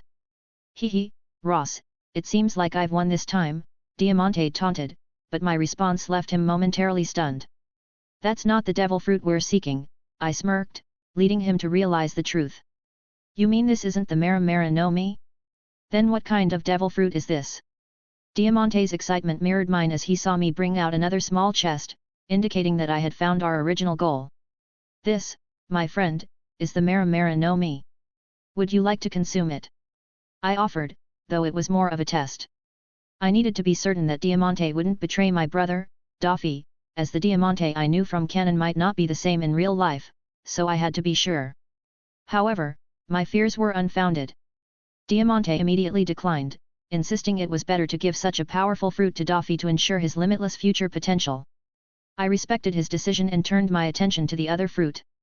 What about this one? Are you willing to take the risk? I inquired about the crimson fruit, but Diamante's response only widened my smile. If it were earlier, I might have taken the chance and consumed any devil fruit available. But now, no. If I want to stand by Daffy's side in the future, I need strength. My talent doesn't compare to that of Daffy and Virgo, let alone a monster like you. So, if I truly aim to become a top powerhouse, I can't rely on luck alone. I'm confident that in the future, the family will find a suitable fruit for me, Diamante declared, showing no hesitation in declining both fruits. His resolve impressed me, and I made a mental note to inform Daffy about the need to acquire a top-class devil fruit for Diamante in the future. It had been a week since we found the 2 devil fruits. Currently, we were in Logue Town, a place I had longed to visit, as it would one day lay the foundation for the world of One Piece. The future pirate king, Geoise Roger, was still somewhere in the New World, yet to acquire his title. Although renowned, he had not yet reached the pinnacle of piracy. I had already informed Daffy about our successful mission using my personal transponder snail, and although he insisted on my immediate return, I managed to convince him to let me have a quick look around Logue Town. While I leisurely strolled around, Diamante was purchasing supplies for our return journey. Both devil fruits were under his protection, as he was undoubtedly the stronger combatant between the two of us currently, especially after awakening his rudimentary form of observation haki along with his decent swordsmanship. As I walked, an old, shabby-looking store caught my attention. I realized it was the same shop where Zoro would later obtain Sandai Kaititsuo in the future. My legs instinctively moved towards it, curious to see if my luck would hold. The interior of the shop was much better than its exterior suggested. As I entered, an old man behind the counter noticed me. "Kid, are you lost? If so, I can help you find your parents," he offered kindly, assuming I was lost rather than a potential customer. "No, sir, I'm not lost. I'm here to see if I can find a suitable sword. The one I'm currently using may break any time," I replied, showing him the old katana Diamante had given me, strapped to my back. The old man was surprised at first, then composed himself. "Kid, are you aspiring to become a swordsman in the future? That's a great dream. Just don't go around swinging the sword and cutting down innocents in the future, all right?" he advised, standing up from behind the counter and approaching me. He directed me towards the various swords on display within glass cases and started explaining them with relish. He didn't even inquire if I had enough money to afford a sword, but seemed more interested in sharing his knowledge. To my disappointment, none of the swords on display were what I was looking for. "Sir, do you have any more swords other than the ones on display? Most of these look very expensive." "I don't think I can afford them," I asked politely, despite having more than enough money from Diamante. Let's see. Other than these swords, I have quite a few well-crafted, affordable blades in the warehouse. Would you like to check them out, kid?" The old man must not have many customers, so he offered to show me the blades kept in the warehouse. As I entered, I noticed hundreds of swords, some brand new, some old, some ancient, but all in pristine condition. Every blade was well maintained, even the cheap ones within the barrels. However, what caught my attention was a conspicuous corner of the warehouse where more than a dozen katanas wrapped in thick fabric were neatly set aside. I moved towards them, and the old man followed me. "Sir, what about these swords? Are they for sale? If they are, I would like to look at them." I pointed at the dozen or so swords wrapped in thick fabric. The old man hesitated for a few moments, then replied, "Kid, I suggest you look into other weapons from the warehouse. Although I don't strongly believe in the concept, every sword here is believed to be cursed in some form. These swords have been collected by my family for generations from various sources. People often threw these swords at us, thinking they were cursed, in exchange for chump change. We acquired all these fine swords at a dirt cheap price. Although I don't believe in cursed swords much, I can't have a kid like you buying such swords. Why don't you select something else?" The old man patiently explained, but I couldn't resist my curiosity. Under his watchful eyes, I started unwrapping the blades and checking them one at a time. The seventh blade that I unsheathed was the sword I was looking for. I felt an eerie feeling when I grabbed the blade. This was Sandai Kaititsu, the blade believed to be cursed according to One Piece lore. Its wielder is believed to become cursed and destined to suffer horrible deaths. As an aspiring swordsman, I had learned how to determine the quality of swords from Diamante, and I studied the blade in my hand carefully without missing an inch. After careful examination, I was more than satisfied. She was a beauty. I carefully sheathed the blade and went back to examine the remaining ones. Although most of these blades were top quality, none matched Sandai Kaititsu, so I stood up with the blade I had selected in hand. "Sir, I would like to buy this blade, please quote me the price." I showed the blade that I had picked to the old man. "Kid, are you sure? If anything were to happen to you, curse or not, I would." The old man still hesitated, despite not believing in cursed swords. He was reluctant to sell it to a little child. "Sir, if that is my fate, then so be it. Cursed blade or not, if my time has come, then my time has come. I am not going to let a sword dictate my destiny," I declared simply because I knew that even if the blade was truly cursed, I had the will and determination to overcome it. Chapter 10. Maybe it was my words, because after a few moments of deep contemplation, the old man sighed and agreed to sell me the blade. After we returned to the counter, the old man helped me polish the sword and the scabbard. He said it was a free service offered to anyone who purchased a sword here, but I knew the old man was waiting to see if I would change my mind. After realizing that it was a futile effort, he sold me the famed blade for a mere 20,000 belly, which I happily paid. "Take care, kid, and remember not to kill innocents. It's believed that the more good deeds you do, the less the curse affects you, the old man advised as I exited the shop. I simply smirked without answering the old man, and I left the shop. Just as I exited the shop and walked about a few hundred steps, a commotion caught my attention. I used observation haki to scan my surroundings, and I was surprised to see a lot of Marines quickly converging on my location from different directions. I could hear their hurried footsteps, and within moments, the Marines had quickly surrounded me. "Captain, that's the kid. It's that kid, I'm sure that's him." A civilian was frantically waving at me while pointing. I quickly used my observation haki to read the surface thoughts of the man pointing at me, and that's when I realized what exactly was happening. "Kid, we are Marines. We need to interrogate you regarding a recent incident near Logue Town. Quietly follow us back to the base. Seize him." The Marine with the rank of captain quickly ordered his subordinates to seize me by force. Some of the surrounding people voiced their concerns regarding Marines using force against a little child, but the surrounding Marines pushed them back, threatening them not to interfere with Marine business. I knew I had no way out, and today I had to shed blood. After reading the captain's thoughts, I understood that surrendering peacefully was not an option. "Hehe, it seems like your curse has already caught up," I commented loudly while drawing the new blade, ready to engage the Marines. "Kid, is this supposed to be a joke? Hand over the weapon and surrender quietly." One of the officers stepped up to retrieve the blade from my hand. But I was not going to wait. I knew these Marines had come with a single purpose, to capture me, and nothing I said would make them change their decision. As the man extended his hand to wrench the blade from my hand, I dodged and quickly swung the katana, slicing the Marine officer's neck. No one expected me to retaliate, and blood gushed out of the neck wound as the man was too late to react to my attack. The civilians who had been standing around started running in various directions as they saw me cut down a full-grown man with relative ease. "Capture him. As long as he is alive, everything is good," the Marine captain quickly recovered from his shock and shouted at the other Marines. I counted close to 100 Marines that had surrounded me, and only the captain might prove to be a challenge and might be a bit stronger than me. But I was confident in handling him. The battle escalated within moments after I cut down the officer. The Marines rushed, brandishing their weapons, trying to impale me. For some odd reason, they were not using their guns, maybe because their captain had declared that he wanted me alive. As the first Marine fell to the ground, his comrades roared in fury, their faces twisted in determination. Without hesitation, they charged at me, their weapons gleaming in the sunlight.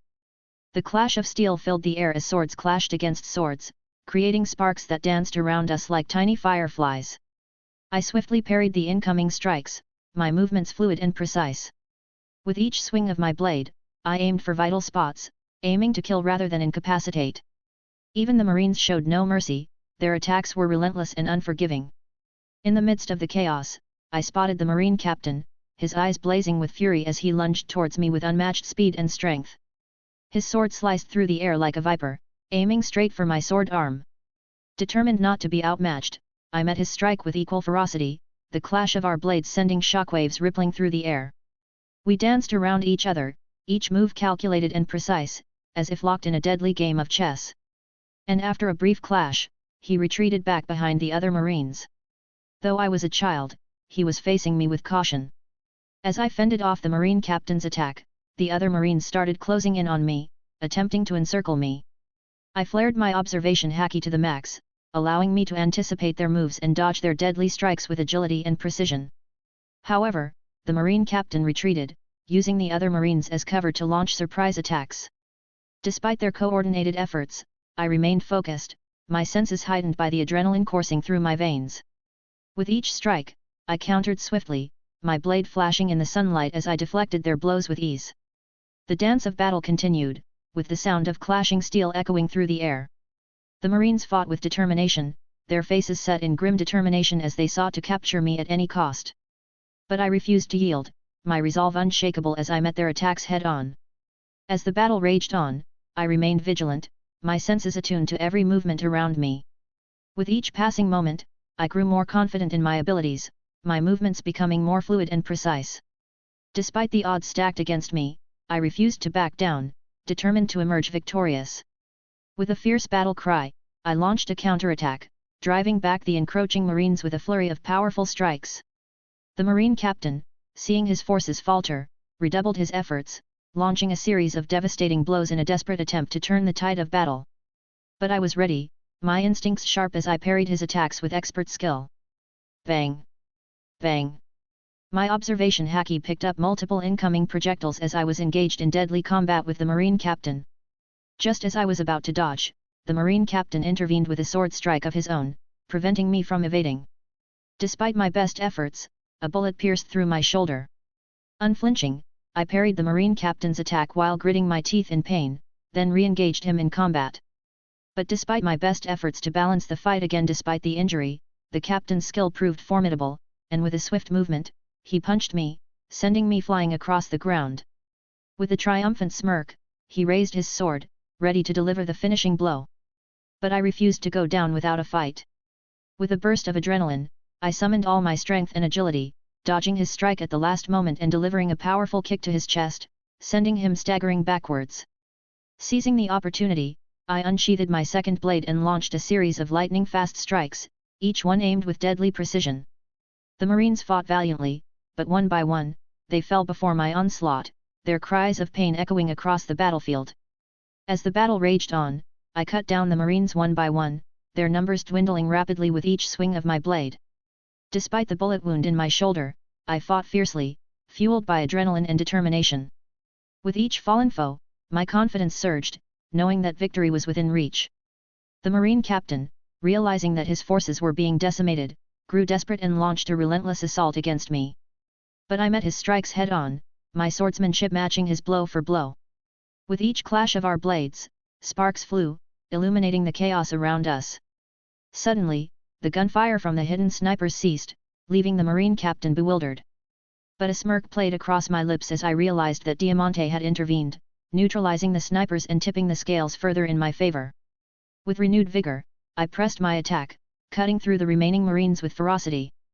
The sound of clashing steel and cries of battle filled the air as I fought with all my might.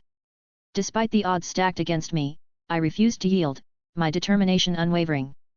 Finally, after a fierce exchange of blows, I landed a decisive strike against the Marine captain, incapacitating him and leaving him with a stump sprawled on the ground.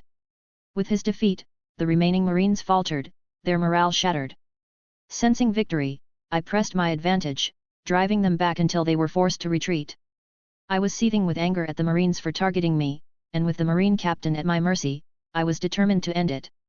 As I thrust my blade toward his neck, a sudden movement from behind caught my attention. Reacting on instinct, I dodged sideways just in time to evade an arm reaching out to grab me by the shoulder. Surprised by the unexpected intervention, I quickly rolled to safety and turned to face the newcomer. Standing before me was a man I immediately recognized, Monkey D. Dragon, albeit younger and still clad in a Marine uniform. Despite his young age, there was an air of authority and power about him that commanded respect. Interesting. Such high mastery of observation haki, at such a young age. Maybe you awakened it innately, Dragon remarked calmly, his voice carrying authority. Sorry, kid, I do not know who is at fault here. I cannot let you kill any more Marines. Because you have already taken lives, even in self-defense, I must take you in. I hope you understand. With that, Dragon walked past me, his back exposed as he checked on the fallen captain. Despite his calm demeanor, I knew better than to underestimate him. Trained by the revered hero of the Marines, Monkey D. Garp, Dragon was undoubtedly a formidable Marine, even in his youth. As I observed Dragon, I caught sight of a few brave onlookers who remained, watching the events unfold. From the corner of my eye, I saw Diamante drawing his blade, poised to intervene. But I knew better than to let him face Dragon. Even with his strength, Diamante would be no match for the trained Marine. With a subtle gesture, I signaled to Diamante not to intervene. I couldn't risk him falling into the Marine's hands, especially with the devil fruits in his possession. I had to face this problem alone. Meanwhile, Dragon had already tended to the wounded captain, halting the bleeding from the stump of his arm. The epaulette on Dragon's uniform indicated his rank as Rear Admiral, confirming my suspicions of his formidable strength. Despite the odds stacked against me, I held both my blades at the ready, refusing to back down. Are you sure you want to do this, kid? I promise you, unlike the other Marines here, you will not be subjected to any harm if you surrender peacefully, Dragon said, still with a calm tone, trying to convince me to surrender. But I had other plans. I rushed forward, swinging both my swords frantically around like a madman. Unlike my earlier finesse in swordsmanship, my current display was anything but elegant. My strikes were totally random, hitting the ground, the surrounding walls, and anything that impeded my path. However, Dragon simply dodged these attacks as if he were taking a walk in the park. Suddenly, he vanished and reappeared behind me with a chop aimed at knocking me out, but my observation haki allowed me to track his movements, despite his speed. I quickly crouched and swung both my swords behind me. Dragon caught both swords with his arm, but I knew he was using armament haki to coat his arm. Although I couldn't use it, I could instinctively feel it. Even the famed cursed blade could not tear through Dragon's skin. While I tried to pull back the swords, none of them budged as they were clutched by Dragon's grip. So, I gave up on my swords and quickly retreated. I unholstered a pistol from my back and started firing, but Dragon simply swatted the bullets like flies. To all my dedicated readers, I want to extend my deepest gratitude for your unwavering support on this exhilarating journey of storytelling. Your enthusiasm fuels my passion for crafting immersive worlds and unforgettable characters. For those eager to dive into the next chapters of our One Piece saga before anyone else, I invite you to join me on Patreon. By becoming a patron, you'll not only gain access to exclusive advanced chapters but also play a pivotal role in shaping the future of our narratives. Your support means the world to me, and it is your encouragement that propels me forward in this creative odyssey. Together, let's explore the depths of imagination and bring our wildest dreams to life. Join me on Patreon at https://www.patreon.com/silent_steely and let's make magic happen, one chapter at a time. With boundless gratitude. Silent_Steely. Chapter 11. Kid, you are good, but you still need practice, and I see you haven't awakened your armament haki yet, so please give up this pointless struggle, Dragon said, still thinking of subduing me without harming me. If not, I would have been punched to the ground long ago. I will never. A sudden strike to my gut took the air out of me, and I crumbled to the ground in pain. Although the man held back, it felt like being hit by a sledgehammer. You get distracted too easily, kid. Hasn't anyone taught you how to fight?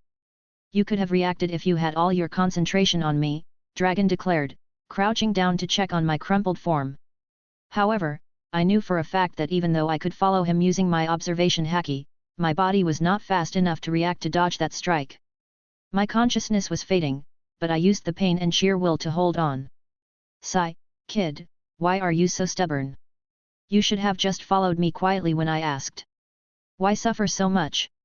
Dragon was moved by the way I was still trying to stand back up despite the overwhelming pain. He moved again, and then I felt everything around me go dark. A few minutes later, the entire scene was cleared out by the Marines. Diamante stepped out of a nearby alley towards the location where I had fought the Marine captain and then Dragon. He was carrying a transponder snail in his hands, seemingly connected on the other end. Diamante, what's the situation there? Is my little brother safe? Daffy's voice came from the other end of the snail, carrying so much anger and frustration that Diamante could feel it. Diamante carefully observed the battleground, and after examining it, he discerned a hidden message within the random scars left on the floor. He immediately conveyed this message to Daffy, who seemed to calm down a bit, though the anger lingered. Although he didn't blame Diamante, he felt a bit disappointed in him. Even Diamante felt ashamed of his own weakness and apologized to Daffy. Daffy, I'm sorry I was not able to save Ross. If I were strong enough, maybe Ross wouldn't have stopped me from intervening. I promise you, I will personally infiltrate the Marine base and get back young Master Ross, Diamante conveyed through the transponder snail, awaiting Daffy's instructions. No, you will follow Ross's instructions. My little brother would not do something without a proper reason. If he has asked you to return to Downs Island, then do it. But you are going to wait in Logue Town until he contacts either one of us. Just monitor the Marines from a distance. Your life is also as precious as my little brother's, so don't act recklessly, Daffy said, having received the hidden message that I left for him. I had asked Diamante to return home, and I would contact them shortly to update them on my plans if possible. In a room designated for higher-ranking officers within the Logue Town Marine Base, Dragon leisurely sifted through some documents. On a small couch beside him sat a child wrapped in bandages. Oi, brat, why did you call me here? Didn't I tell you that we had to leave for the New World after stocking up? Why are you still loitering around here in Logue Town? Have you become lazy again? Bellowed the middle-aged Garp as he burst into the office, berating Dragon for delaying their departure as he had instructed them to leave for the New World earlier. Dragon, brat, you better have a good reason for making us delay our departure. If not, I will be personally handling your punishment, Garp threatened. Although Dragon seemed composed, I could see the slight twitch on his face. Maybe he still feared his father's fist, but I didn't care much about it. I was more interested in how Dragon would explain the situation. It's the kid. He has caused quite a commotion in the town in broad daylight. He cut down more than 4 dozen Marines, including the Marine captain of Logue Town. Dragon started explaining the situation slowly. The moment Garp heard that I had killed Marines, his demeanor shifted to that of a dangerous, bloodthirsty beast. Calm down, old man. It wasn't the kid's fault, honestly. They were trying to capture the kid. At first, I was not sure about what was happening, as I was just passing through. But after some questioning, I found the real reason. Garp's calmness quickly returned after hearing Dragon's words, but his face turned a bit ugly as he could deduce that it must have been the Marines who tried something underhanded. Garp prided himself on being a Marine and believed in Marines representing justice. However, despite his power, he couldn't stop all the bad deeds that some Marines performed, and he felt ashamed of such actions. Garp sighed and walked up to sit down on the chair, gesturing for Dragon to continue. The kid has been marked as a slave of the Celestial Dragons. He bears the mark on his back. The Marine captain wanted to capture the kid and sell him back to the Celestial Dragons, listing the kid as someone who had escaped the clutches of the world government, Dragon revealed, disclosing the reason that I already knew about from reading the thoughts of the Marine captain. I realized that someone must have seen my back while I was swimming alongside the caravel when we had reached Logue Town, and the Marine captain wanted me captured so he could earn some brownie points. Bam! Garp's fist crashed on the table with ferocity, blasting the sturdy wood table to smithereens. Dragon couldn't help but look at his father because now he had to rework all these scattered documents. After becoming his father's aide, he, along with Bogard, had been handling all the administrative work while the old man either chased pirates or relaxed.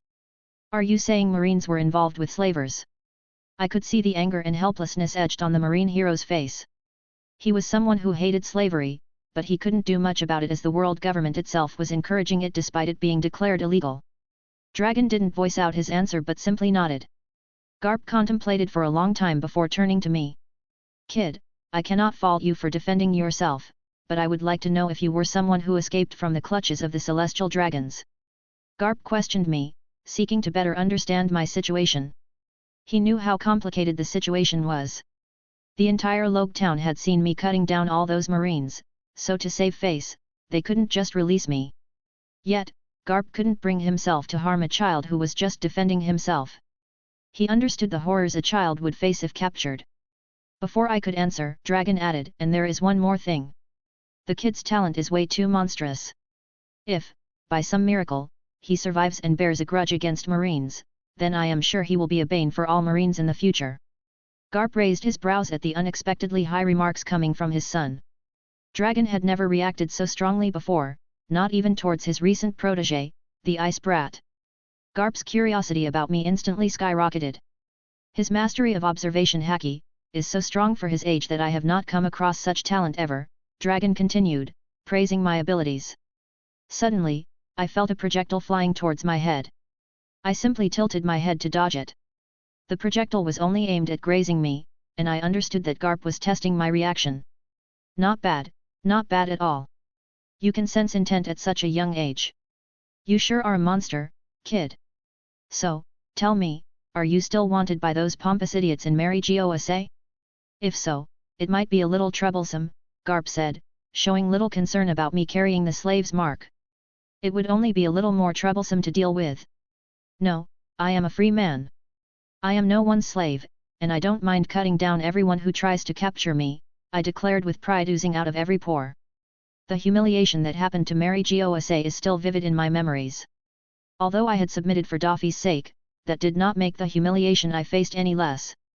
But the Marine hero's next words made me sulk. Oh, such pride. Tell me, kid, aren't you still our captive now? What's the point of holding on to your pride when you do not have enough strength? Even now, you are at the Marine's mercy.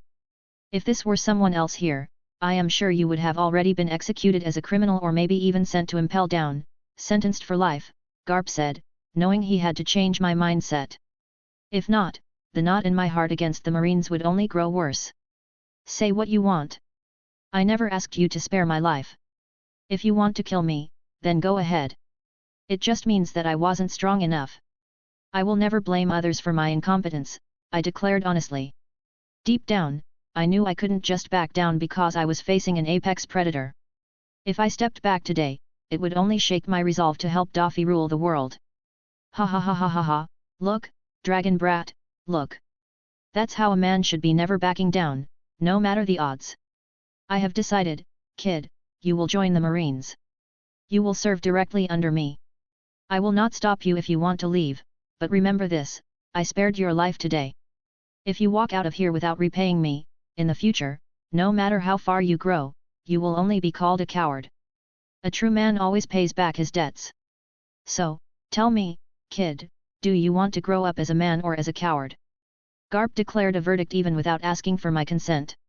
Even Dragon was taken aback because he didn't expect his father to accept the kid under his wing. As far as Dragon knew about Garp, he was not someone who impulsively picked someone, so he must have seen something special in the kid. I was completely caught off guard by Garp's one-sided declaration. I didn't know what madness drove him to offer me this chance, maybe he saw something in me, a great future threat if left unchecked. As per the original canon, shouldn't he be averse to taking apprentices at this time? As far as my knowledge goes, even Kazan was rejected countless times before Garp accepted him under his wing. But now the same man was offering me an opportunity to follow him even before I asked. Oi, what makes you think I will listen to your words? I am not your errand boy, to command me however you wish. Like I said, I didn't ask for you to spare my life, I retorted. I knew Garp was goading me to try and join the Marines by accepting his offer, but there were quite a few things that I had to consider. My pride also didn't allow me to refute the man's words. No matter what, he spared my life, and I owed him. My brain quickly started turning, wanting to see the pros and cons of this offer. My biggest weakness is currently my strength, and learning under Garp would be like the best master anyone could ask for in the world of One Piece, especially for someone as determined as me. Say what you want, child. I spared your life today, and that's an irrefutable truth. The final decision is up to you. Garp nonchalantly waved off my comments, not even bothering to listen to them, as he had made up his mind to take me in. As I was contemplating my options, Garp and Dragon were waiting for my decision. I need some time to think, and I will need my things back, I declared. I knew this was an opportunity that I could seize to grow stronger. Although I could make this decision alone, I wanted to discuss it with Daffy first. Chapter 12. Fine, kid. You have until the evening, then we will be leaving Logue Town. I hope you can come to your decision before then. Garp stood up from his seat, and Dragon escorted him while pointing at another table where my things were kept, leaving me alone in the room. As I contemplated in silence, I retrieved my transponder snail and also Sandei Kaititsu, the other blade that Diamante had given me had snapped in half, so I had to set it aside. The transponder snail connected immediately, it seemed like Daffy was anxiously waiting to hear from me. Ross, is that you? Are you safe? The moment the call connected, I heard Daffy's worried voice sounding through the snail. I realized that Diamante must have received the hidden message that I had left. I knew for a fact that Dragon noticed this, but he simply didn't care. If I'm not wrong, he must have also noticed Diamante's presence when I pulled out my blade to engage him. That was also one of the reasons I had asked Diamante not to interfere. It's all right, Daffy. I am safe. How about Diamante? Has he already left Logue Town? There are some powerful Marines on the island now, so advise him to depart immediately. I shared my concerns with my brother. Although Diamante was not a well-known pirate, you never know how fate works, so it was better to be cautious. Wait, what do you mean by wanting to let Diamante return? What about you? How will you get back? Daffy questioned with concern evident in his voice. I slowly started explaining exactly what happened and the offer that I had received from Garp to study under his wing. Meanwhile, in the corridor, Dragon was following Garp, who had just returned after interrogating the now imprisoned Marine captain. Old man, why are you so interested in that kid? What makes him so special? Dragon was confused because of the extent of interest Garp was showing in this matter. Brat, do you have any idea who that kid is? Without pausing to wait for an answer, he continued, he is a former celestial dragon. The kid is from the Dongquixote family. The entire news about the kid has been sealed by the world government. Garp shared the top secret information that he had recently come across. The moment Dragon heard this, he was shocked. A celestial dragon bearing the symbol of a slave? What kind of madness was this? Looking at his father, who was steadily walking in front, he could not help but ask. Don't you hate them? So why are you helping the kid? Dragon couldn't help but ask his father about the doubts in his mind. Garp stopped abruptly and turned to face Dragon. Brat, do you still think that the kid still holds the privileges of those scoundrels? He has fallen, moreover, he is just a child who wanted to defend his freedom, and I cannot fault him for that. But if left alone, like you said, he will hold deep resentment towards the Marines, and I cannot have that. He is a conqueror. I can see that his power lies dormant within him. I'm not sure if even the kid realizes how much power he holds deep within him. As a Marine, I could not fulfill my dreams, but I feel it in my gut, maybe, just maybe, this kid will pave the way for a new future. It's more like a gamble. Ha ha ha ha, well, what's the worst that can happen? Garp then started walking again to finish the preparations for his upcoming voyage, while Dragon hastily followed him. As evening inched closer, I waited for Garp. I had already made the decision to stay back and join the Marines under Garp's wings until I could learn everything from him. I wasn't ungrateful enough to up and run the moment I gained all my knowledge. Convincing Daffy was a challenge because he was adamant about having me return. However, I patiently explained that we were not strong enough to pursue our ambitions yet, and we needed to grow much, much stronger. It was a good thing that I had already left the details about the probable devil fruit's location with Daffy, otherwise, it would have been a big hassle. I did not know how long I was going to be under Garp's care, but having future knowledge was an added advantage for me. So, I knew I would eventually be quitting the Marines later down the line. I had even suggested to Daffy that he send out Virgo to join the Marines in the near future. In the canon, Virgo only grew strong enough to reach the position of Vice Admiral, but I had other ideas. And to rule the world, eventually, we needed the Marines under our control, so I planned on having Virgo join the Marines earlier and grow far beyond his canon self. I had also suggested getting a certain devil fruit for Virgo, which I knew was in the New World. But the current Dongquixote pirates stood no chance. However, in a few years, maybe just by some blind luck, they might get their hands on the fruit that I had envisioned for Virgo. I had promised Daffy that I would keep in constant touch with him, and having first-hand information by being next to Garp was an added advantage for the growth of the Dongquixote pirates. I did not feel bad about acting as a spy because I did not hold any attachment to Garp. Maybe in my old life, I might have liked the character, but this was real life, so I had to set my priorities straight. I was resolved to put out a few of my conditions before I joined the Marines. The door to the room opened, and Garp walked in, followed by who I believed should be Bogard. So, kid, have you decided yet? Quick, we need to set sail soon. Garp leisurely wandered into the room and turned to me while questioning. Bogard from the side was curiously eyeing me because of Garp's recent interest in me.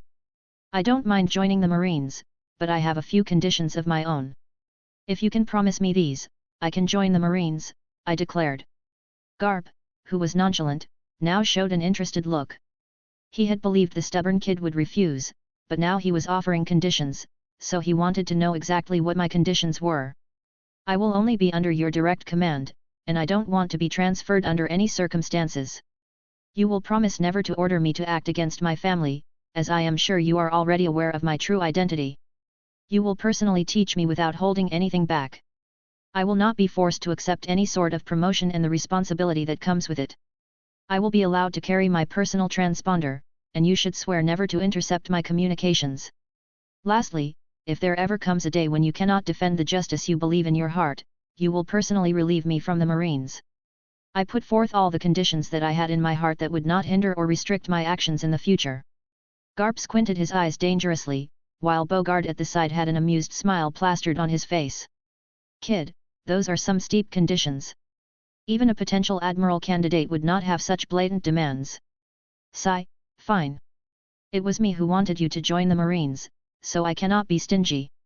However, I will have to set a few conditions of my own. I don't have an issue with you carrying your personal transponder snail, but I need your word that you will never leak any of the marine secrets. And as for training, any secret manuals that I share, you have to promise not to share with others. The experiences that you gain on Haki are your own effort, so I won't restrict them. Finally, as long as I personally don't relieve you from the Marines, you must promise me not to betray the values of a Marine and stay a Marine. Garp put forth his own conditions and couldn't help but unconsciously pout because the man had blocked most of the loopholes that I had left. Especially agreeing to his words would make me unable to share crucial intel with Daffy, but then Virgo can bear that burden in the near future, and I couldn't share the training manual of Marines that could have helped my family. However, regarding quitting the Marines, he must have been confident that his resolve wouldn't waver. But I knew in the future that there were instances where Garp stood by the side even when he knew what was happening was absolutely against the justice he believed in and couldn't do anything about it. So, after some contemplation, I spoke up. Fine, then, I agree to all your conditions. With that statement, my journey with the Marines officially started. As the agreement settled, I found myself amidst the hustle and bustle of the Logtown Marine Base, preparing to embark on the massive marine warship that would become my new home. The ship loomed over the harbor like a formidable fortress, its sleek design and towering masts a testament to the might of the Marines. As I stepped aboard, I was greeted by the sight of disciplined Marines moving about with purpose, preparing for departure. The deck was alive with activity, with sailors hoisting sails, polishing cannons, and running drills under the watchful eye of their superiors. Amidst the organized chaos, I caught sight of a young man who stood out from the rest. Clad in the crisp uniform of a Marine officer, he exuded an air of calm confidence as he supervised the crew. His icy blue eyes scanned the deck with keen observation, and I could sense an aura of power emanating from him. Geoise, calmly observing the Marines, quickly turned towards me as he felt my gaze on him. He seemed surprised to see a young kid on the warship, but then he put his doubts aside and greeted me with a calm smile and nod, which I reciprocated. If I was right, then I would be spending much of my time training alongside the future admiral. As I admired my new surroundings, the last of the superiors boarded the marine warship. Garp was among the last to board, and as he noticed me, he whispered something to Bogard, who quickly moved towards the interior of the ship. After relaying a few instructions to the other Marines, Garp gestured for Geoise to come closer as he moved towards me. Geoise immediately moved to greet his mentor. "Ice brat, meet. Kid, what's your name, by the way?" Garp quickly turned to me, wanting to know my name.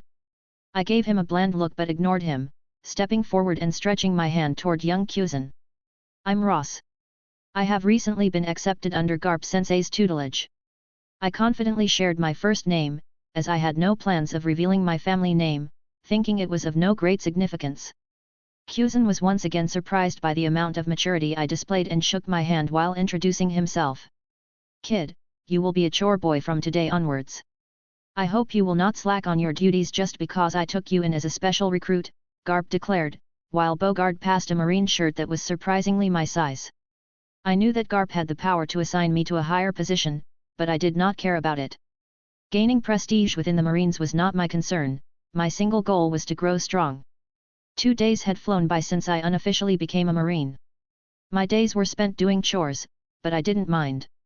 Garp, my mentor, promised he'd start training me once my tasks were done. So, I worked hard, doing almost everything on my own while the others lagged behind. Scrubbing the deck and shining cannons became part of my routine. Garp watched me from afar, impressed by how fast I worked compared to the others. Chapter 13. When I finished, I stood before Garp, waiting for his feedback. He came over, looking surprised and proud. "Kid, you've done better than I expected," Garp said, sounding pleased. "Thanks, Garp Sensei," I replied, feeling grateful. Garp then looked at Geoise, another new Marine under his wing, and then back at me. "From now on, you'll train with Geoise," Garp announced. "He'll be your partner, helping each other improve." Geoise, now 19 years old, looked hesitant when Garp ordered us to train together. He was worried that his strength might be too much for me, considering he was a decade older. However, Garp simply smiled, took off his marine coat, and asked the other Marines to clear the space on the deck. I understood what was happening, so I quickly walked to the opposite side of Geoise and took a guard stance, ready for the fight. "Ice brat, no using your ice powers," Garp commanded sternly. "This will be hand-to-hand combat only. If you resort to elementalization, you lose." Garp's declaration made it clear he wanted to assess my true strength. I wasn't sure if I could win against Cusin, as my only advantage was observation haki. I didn't even know if Cusin had learned haki yet, given his recent entry into the Marines.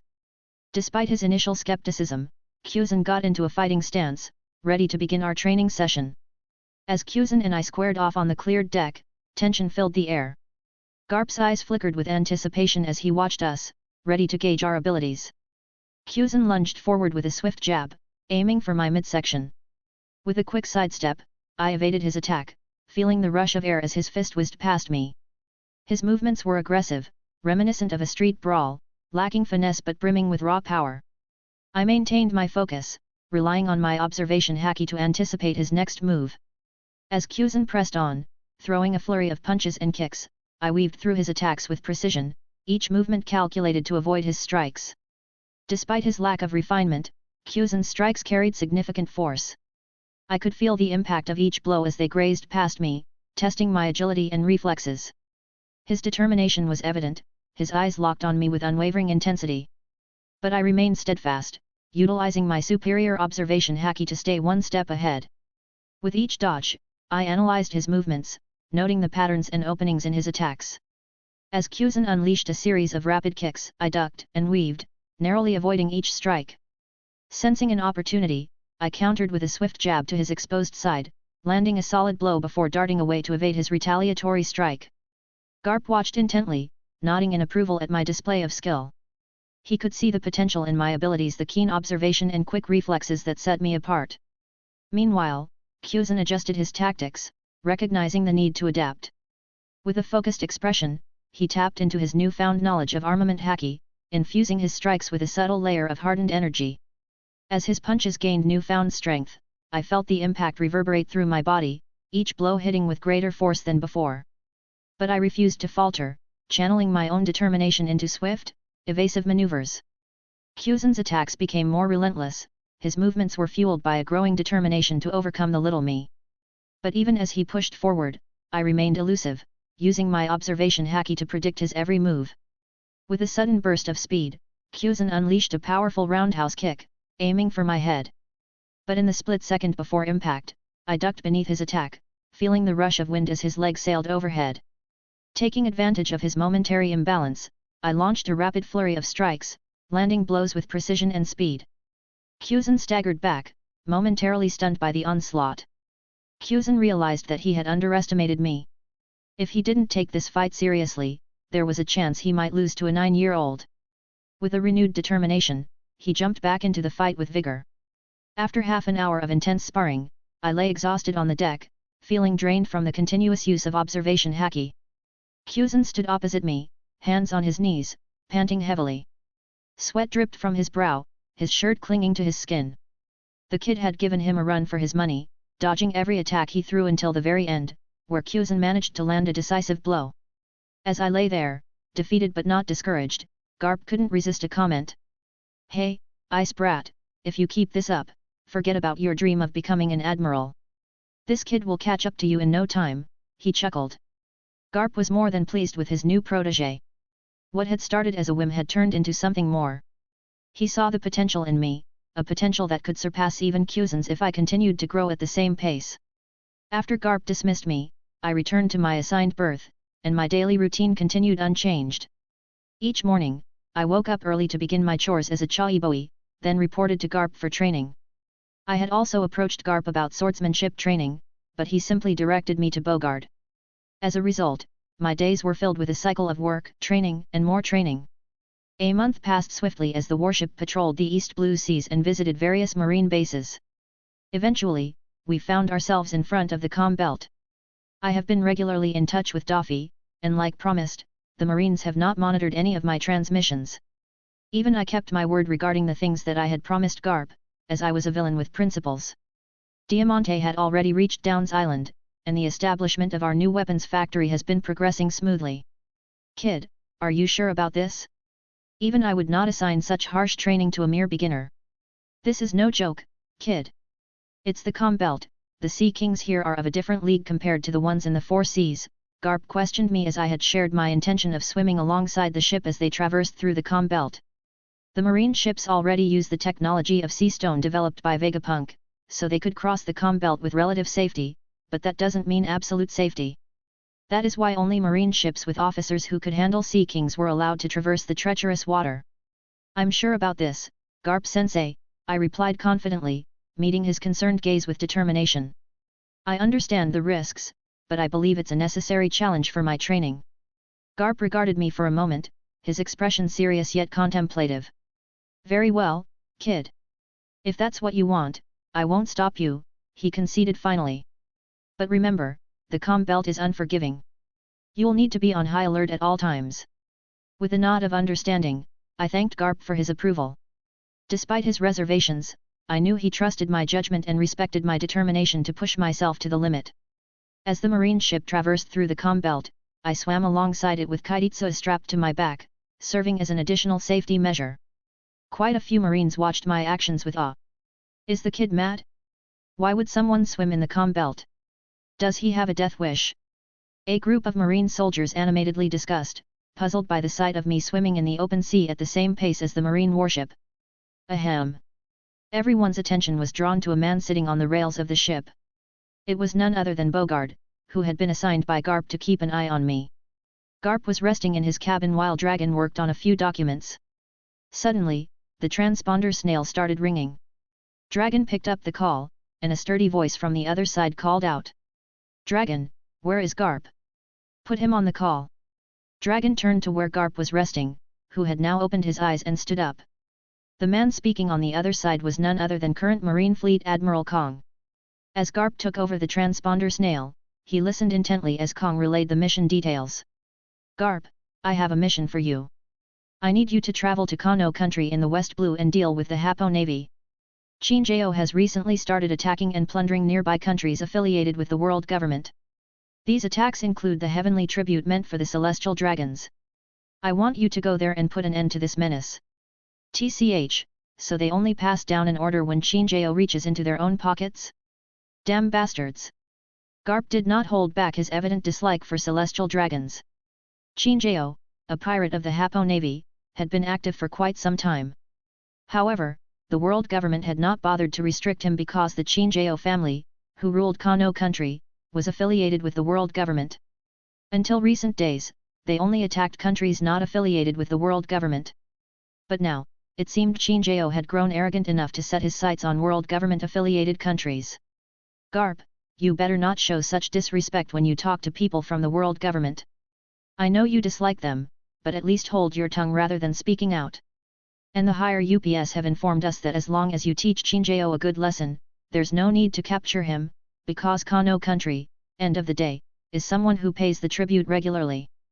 Kong knew Garp's character and his dislike for celestial dragons, but he knew he could rely on the man when it counted. As Garp listened to Kong's instructions, a strong sense of duty welled up inside him. Even though he couldn't stand the celestial dragons, he knew it was his responsibility to keep the peace and safeguard those under the world government's rule. I've got it covered, Kong, Garp replied firmly, his determination clear in his voice. Chinjao's been getting away with too much for too long. It's time he faces the consequences. Dragon observed quietly, understanding that once his father had made a decision, nothing could sway him. He admired Garp's commitment to justice, even when it meant going against the usual rules. Garp, be careful out there, Kong cautioned. Chinjao's no pushover, and dealing with him in Kano country adds an extra challenge. I'll be ready for anything, Garp assured him. And don't worry about me mouthing off to the celestial dragons. I'll keep it in check. With their conversation over, Garp turned to Dragon. Get the crew ready. We're heading to Kano country. Dragon nodded, fully aware of the seriousness of the situation. As they set sail for their destination, Garp's mind was already busy devising a plan to confront Chinjao and restore peace to the troubled waters of the West Blue. As the orders were passed down, the entire warship buzzed with activity. A marine soldier approached Bogard, who was monitoring my situation as I swam alongside the ship. I had already dispatched more than 24 sea kings, either fending off their attempts to devour me or protecting the warship from their attacks. Bogard's method of training involved leaving me to deal with the smaller and medium-sized sea kings on my own, helping me hone my swordsmanship skills under pressure. Every swing of my blade sent a jolt of pain through my exhausted muscles, exacerbated by the resistance of the water and the relentless assault of the sea beasts. But I pushed through, determined to prove myself worthy of Garp's tutelage. After the marine soldier relayed the new orders, he returned to Beauregard's side. With a firm command, Beauregard signaled for me to return on board.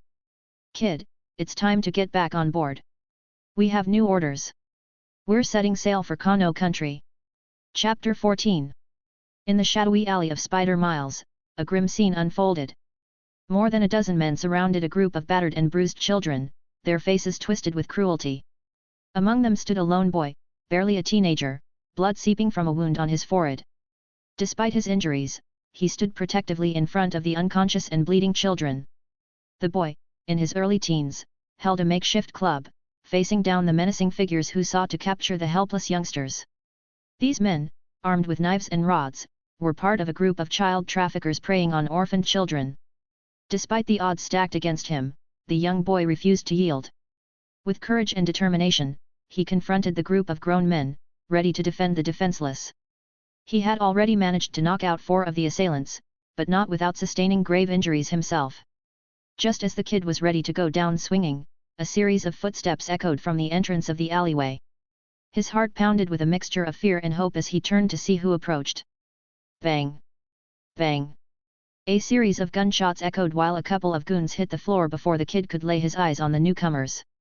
"So this is where you guys were hiding? Did you think you could escape after destroying what's mine?" Daffy, followed by the rest of the family, walked in, the barrel of his gun still smoking from the recently fired shots. The remaining men on the scene couldn't help but turn towards the boy holding the gun. They knew who the kid was. He and his little group, whom he called family, had recently joined the power circles of Spider Miles. Although this island was run down, it still held quite a few gangs that exerted their influence on various parts of the island.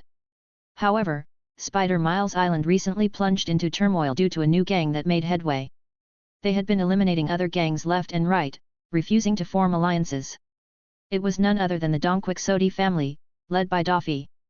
After deciding to establish a weapon factory for their future empire, they began clearing out all their opponents. According to Ross's instructions, many guidelines were put forth. Initially, everyone within the family was confused about why they had to follow so many guidelines. However, Ross simply told them that if they wanted to reach the pinnacle, they couldn't sell themselves short. They had to have principles, even if they were engaging in questionable activities. "You, kid, it was just a misunderstanding, and it's not like the island belongs to you. Don't push your luck too much," the gang leader barked, pointing his pistol at the boy. But before he could react, a piercing scream tore through the alley. A wrist, along with the pistol, lay on the floor, the man clutching his stump in agony. Diamante was already prepared to strike the killing blow. However, Daffy was more interested in the kid defending a group of unconscious children behind him. Stepping forward leisurely, Daffy watched as the remaining members of the family began slaughtering the traffickers. Coming to a stop in front of the other boy, Daffy extended his hand, wearing an eerie smile. "You have heart. Tell me, would you like to join my family?" The boy, unnerved by Daffy's smile, hesitated, but he could sense the sincerity in Daffy's offer. After a few seconds of contemplation, he lowered his club. "Where are my manners? I'm Don Quixote da Flamingo," Daffy introduced himself. "You can call me Señor," the other boy replied, shaking Daffy's hand, his gaze still fixed on the carnage unfolding around them. Señor, still processing the whirlwind of events, met Daffy's gaze with a mixture of uncertainty and curiosity. He had never encountered someone like Daffy before, someone who exuded such charisma and authority. Daffy's smile widened, genuine approval shining through. "Welcome to the Don Quixote family, Señor. From this day forward, your life will never be the same." With that, Daffy turned to oversee the cleanup of the alley, leaving Señor to contemplate the new path he had chosen. As he watched the Don Quixote family members work efficiently to erase any trace of the recent confrontation, Señor felt a sense of anticipation for the future, knowing that he was now part of something much larger than himself. "Waters of West Blue. Ice Age!" Cusin exclaimed, freezing a massive sea king as our warship traversed the waters of West Blue toward our new destination, Chino country. It had been only a week, yet the rations on board were dangerously low. Originally, the provisions should have lasted us close to 2 months, but my increased appetite due to regular training under Garp had depleted them faster. Observing my unwavering determination, Geoise had also intensified his training. Even Garp, witnessing our dedication, became more eager to train us. He was particularly pleased with how quickly I absorbed knowledge. Already, he had taught me the basics of Rokushiki, and I was diligently trying to master them. Additionally, I was attempting to develop my own technique using these skills. Garp had only prohibited me from sharing marine secrets. Anything I could develop on my own was mine to teach as I saw fit. However, I was still far from creating a technique of my own. Rokushiki was proving to be more profound than I had initially realized. It seemed like a basic technique refined to near perfection over centuries. It was truly astonishing how one managed to keep such a profound art restricted within the world government, keeping it away from the prying eyes of the world. The history must sure have been drenched in blood to keep such an information a secret. Thunk, thunk, thunk. Each punch landed heavily on the large mast, reinforced with sea stones to serve as a punching post. Even Garp would have to coat himself with armament haki to damage it, showcasing its sturdiness. As I continued my assault on the post, Geoise approached, while other marine soldiers busied themselves with transporting the Sea King meat from the now frozen beast. In the month since I boarded the ship, Geoise has grown closer to me. He was nothing like the lazy man from the canon. Instead, he resembled a street brawler, eager to throw the first punch. It was evident that his character was being heavily influenced by a man like Garp, who believed in the justice of the Marines. Ross, you sure have raised the stakes for our training. All I ever see you doing is training, training, and more training. Do you have a goal in mind? Geoise asked, his curiosity evident. Thunk. I paused my relentless punching and turned to face Geoise, who awaited my response eagerly. A goal, you say? Yes, I have a goal, one much grander than yours, Geoise-senpai. To achieve such a grand goal, I don't think even the strength of a fleet admiral would be enough. I must go much, much further. I aim to stand at the pinnacle of this world, with no one else able to challenge me. With determination, I resumed my assault on the mast, intensifying my punches. Ha ha ha ha, you sure are ambitious, kid. Even a fleet admiral is not enough, hey? I hope you can fulfill your dream someday. But for now, remember, all I need is a single finger to crush you.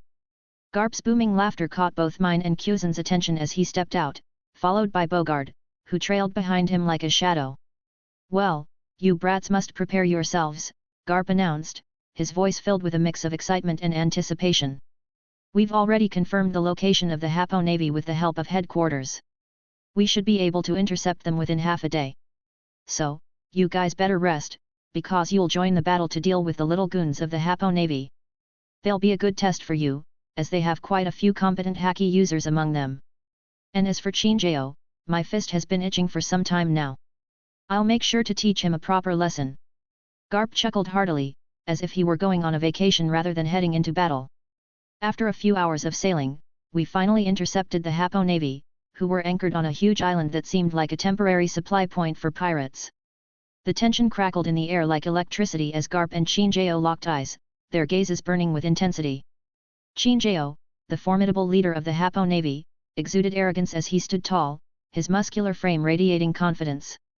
Ah, Garp, the famous hero of the Marines, Chino sneered, his voice dripping with disdain.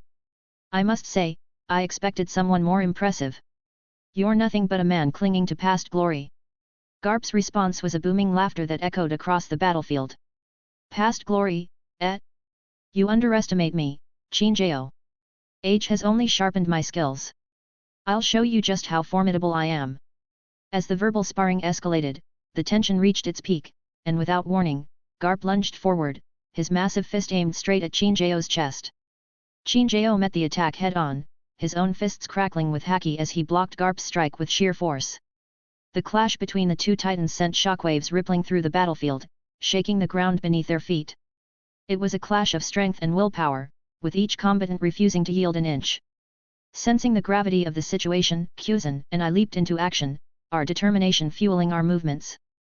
Geoise unleashed a wave of icy projectiles, forcing members of the Hapo Navy to scatter as they struggled to evade the freezing onslaught. The tension was thick enough to cut with a knife as Garp, the marine legend, faced off against Chino, the fearsome leader of the Hapo Navy. Their eyes locked in a fierce stare-down, each one determined to prove their dominance on the battlefield. You dare challenge me, Marine? Geoise's voice thundered across the battleground, arrogance dripping from every word. I'll crush you like a bug. Garp's response was a low chuckle, his eyes glinting with amusement. You talk too much, Geoise. Let's see if your fists are as loud as your mouth. And with that, the clash began. Geoise lunged forward like a raging bull, his massive fists swinging towards Garp's head with deadly intent. But Garp was like water, flowing effortlessly out of harm's way with a graceful sidestep. As Geoise's punches continued to rain down, Garp countered with lightning-fast strikes of his own. Each blow was aimed with surgical precision, exploiting every opening in Geoise's defenses. The air crackled with the intensity of their battle, sending shockwaves rippling through the surroundings. Meanwhile, amidst the chaos of the battlefield, I found myself locked in combat with the members of the Hapo Navy. With my Kairitsu sword in hand, I moved like a whirlwind, anticipating their every move with my keen observation haki. Dodging and weaving through their attacks, I struck back with ferocious blows of my own. Each swing of my blade cut through the air like a razor-sharp gust, leaving a trail of fallen enemies in my wake. The ground trembled beneath our feet as the clash of steel echoed across the battlefield. Back in the heart of the action, Garp and Geoise continued their epic duel, their movements like a symphony of destruction. With every clash of their fists, the earth shook and the air crackled with energy, sending shockwaves rippling through the air. Geoise's arrogance was matched only by Garp's unwavering resolve, and as they traded blow after blow, it seemed as though the very fabric of reality itself was being torn apart. The ground beneath them cracked and splintered, unable to withstand the sheer force of their clash. But still, they fought on, each one refusing to back down in the face of overwhelming odds. For in the heart of battle, there could be no retreat, no surrender. There was only the relentless pursuit of victory, no matter the cost. Chapter 15. Die. More than a dozen pirates from the Hapo Navy surrounded me, their guns aimed and firing simultaneously. I could have dodged using my observation haki, but I wanted to test something out. My instincts told me I could handle it. Tekai! I exclaimed, utilizing the technique I had recently learned. The bullets hit me, making a noise like clashing heavy metal. The pain was overwhelming, but the shots didn't pierce my skin. Every impact hurt like hell, but I gritted my teeth and endured. Using my sword, I thrust it forward in an improvised move to use Shigen with my sword thrust. The attack punctured an enemy who swung an axe at me. Before he realized it, a fist-sized hole ripped through his chest, and his body thudded to the ground. I immediately moved to my next target using Soru, a technique that granted me inhuman speed. The more mastery I could gain from the technique, the faster I could become. Currently, I only have initial mastery of Shigen, Tekai, and Soru. As for the other three techniques, although I could use them, I was not confident enough to do so in battle, unwilling to risk it. Busos Hoku, Koka! I heard a sudden shout from my side, and my observation haki alerted me to an incoming threat. Without thinking twice, I swung my sword to intercept the incoming punch. Clang! A fist coated with haki collided with my blade. Though I intercepted the blow, the force behind the punch was too much for me to handle, and I was thrown back about 10 meters. My assailant was probably a high-ranking member within the Hapo Navy, able to use armament haki. I noticed the sword he held in his other hand was now coated with haki. Kid, you should not have messed with the Hapo Navy. Die! He declared, raising his sword to strike me down. He rushed forward, and I dodged a series of attacks, knowing I was no match for him. Even with 1 month of training under the legendary Garp, I had yet to awaken the rudimentary form of armament haki. As I dodged the relentless barrage of attacks, a familiar figure suddenly appeared beside me. It was young Geoise, his icy demeanor cutting through the chaos of battle. Ross, focus on the other targets. I'll handle this one, Geoise instructed, his voice steady and determined. Relieved to have some backup, I nodded in acknowledgement. With Geoise taking on the high-ranking officer, I turned my attention to the surrounding pirates, assessing the situation quickly.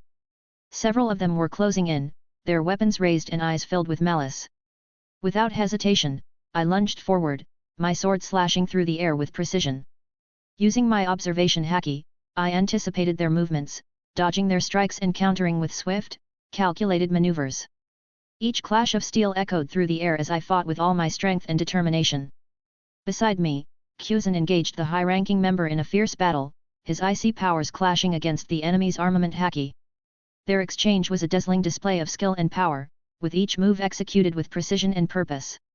I stayed close to Geoise, keeping a vigilant eye on his back to prevent any surprise attacks from the pirates.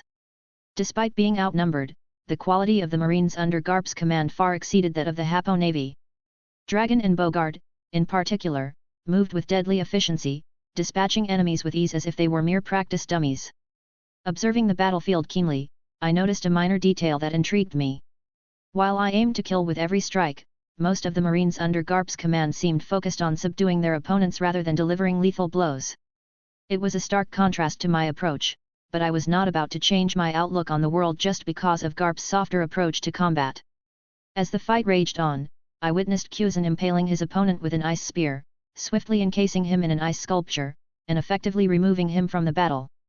It dawned on me that if Geoise had employed his ice fruit abilities during our spar, I would have undoubtedly been defeated within moments, especially with my inability to use armament haki. Hehe, Chino, it seems like you won't have much of a Hapo Navy left if your subordinates keep falling at this rate, Garp commented. Although both combatants clashed fiercely, with the aid of their observation haki, they were aware of everything happening around the battlefield. With a quick observation, both knew that the Marines were quickly overpowering the enemy despite their lack of numbers. Despite having quite a few competent fighters among his pirate group, there was none who could match Dragon and Bogard's caliber. Boom! Both fists, clad with armament haki, clashed with ferocity, the shockwaves sending several others flying who had ventured too close to the battlefield where Garp and Chino were fighting. It had been almost half an hour since the clash started, but the Hapo Navy's numbers had dwindled by more than half. However, the casualties on the Marines' side were minimal. With a resounding roar, Chino pushed back, creating a momentary lull in the chaos of battle. His voice boomed across the battlefield, commanding the Hapo Navy to retreat. The pirate leader's eyes blazed with a fierce determination as he issued his challenge to Garp, demanding a one-on-one duel. Garp weighed his options carefully. His orders were clear: subdue Chino and teach him a lesson for his audacity in attacking countries affiliated with the world government. Despite the risks, Garp knew that facing Chino in single combat was the easiest way to achieve his objective. With a nod of acknowledgement, Garp accepted Chino's challenge. The two warriors stepped forward, their gazes locked in a silent exchange of resolve. Around them, the battlefield fell silent, the sounds of battle fading into the background as all eyes turned to witness the clash of titans. As the tension mounted, Garp and Chino squared off, their fists clenched in anticipation. The air crackled with energy, charged with anticipation of the impending duel. With a thunderous roar, the battle resumed, with the combatants lunging forward to meet each other in a clash of strength and will. Their fists collided with earth-shattering force, sending shockwaves rippling through the air. Each blow was met with a flurry of counterattacks as Garp and Chino pushed themselves to their limits. The intensity of their duel was palpable, a testament to the sheer power and determination of both warriors. As the battle raged on, Garp and Chino exchanged blow after blow, their movements a blur of speed and precision.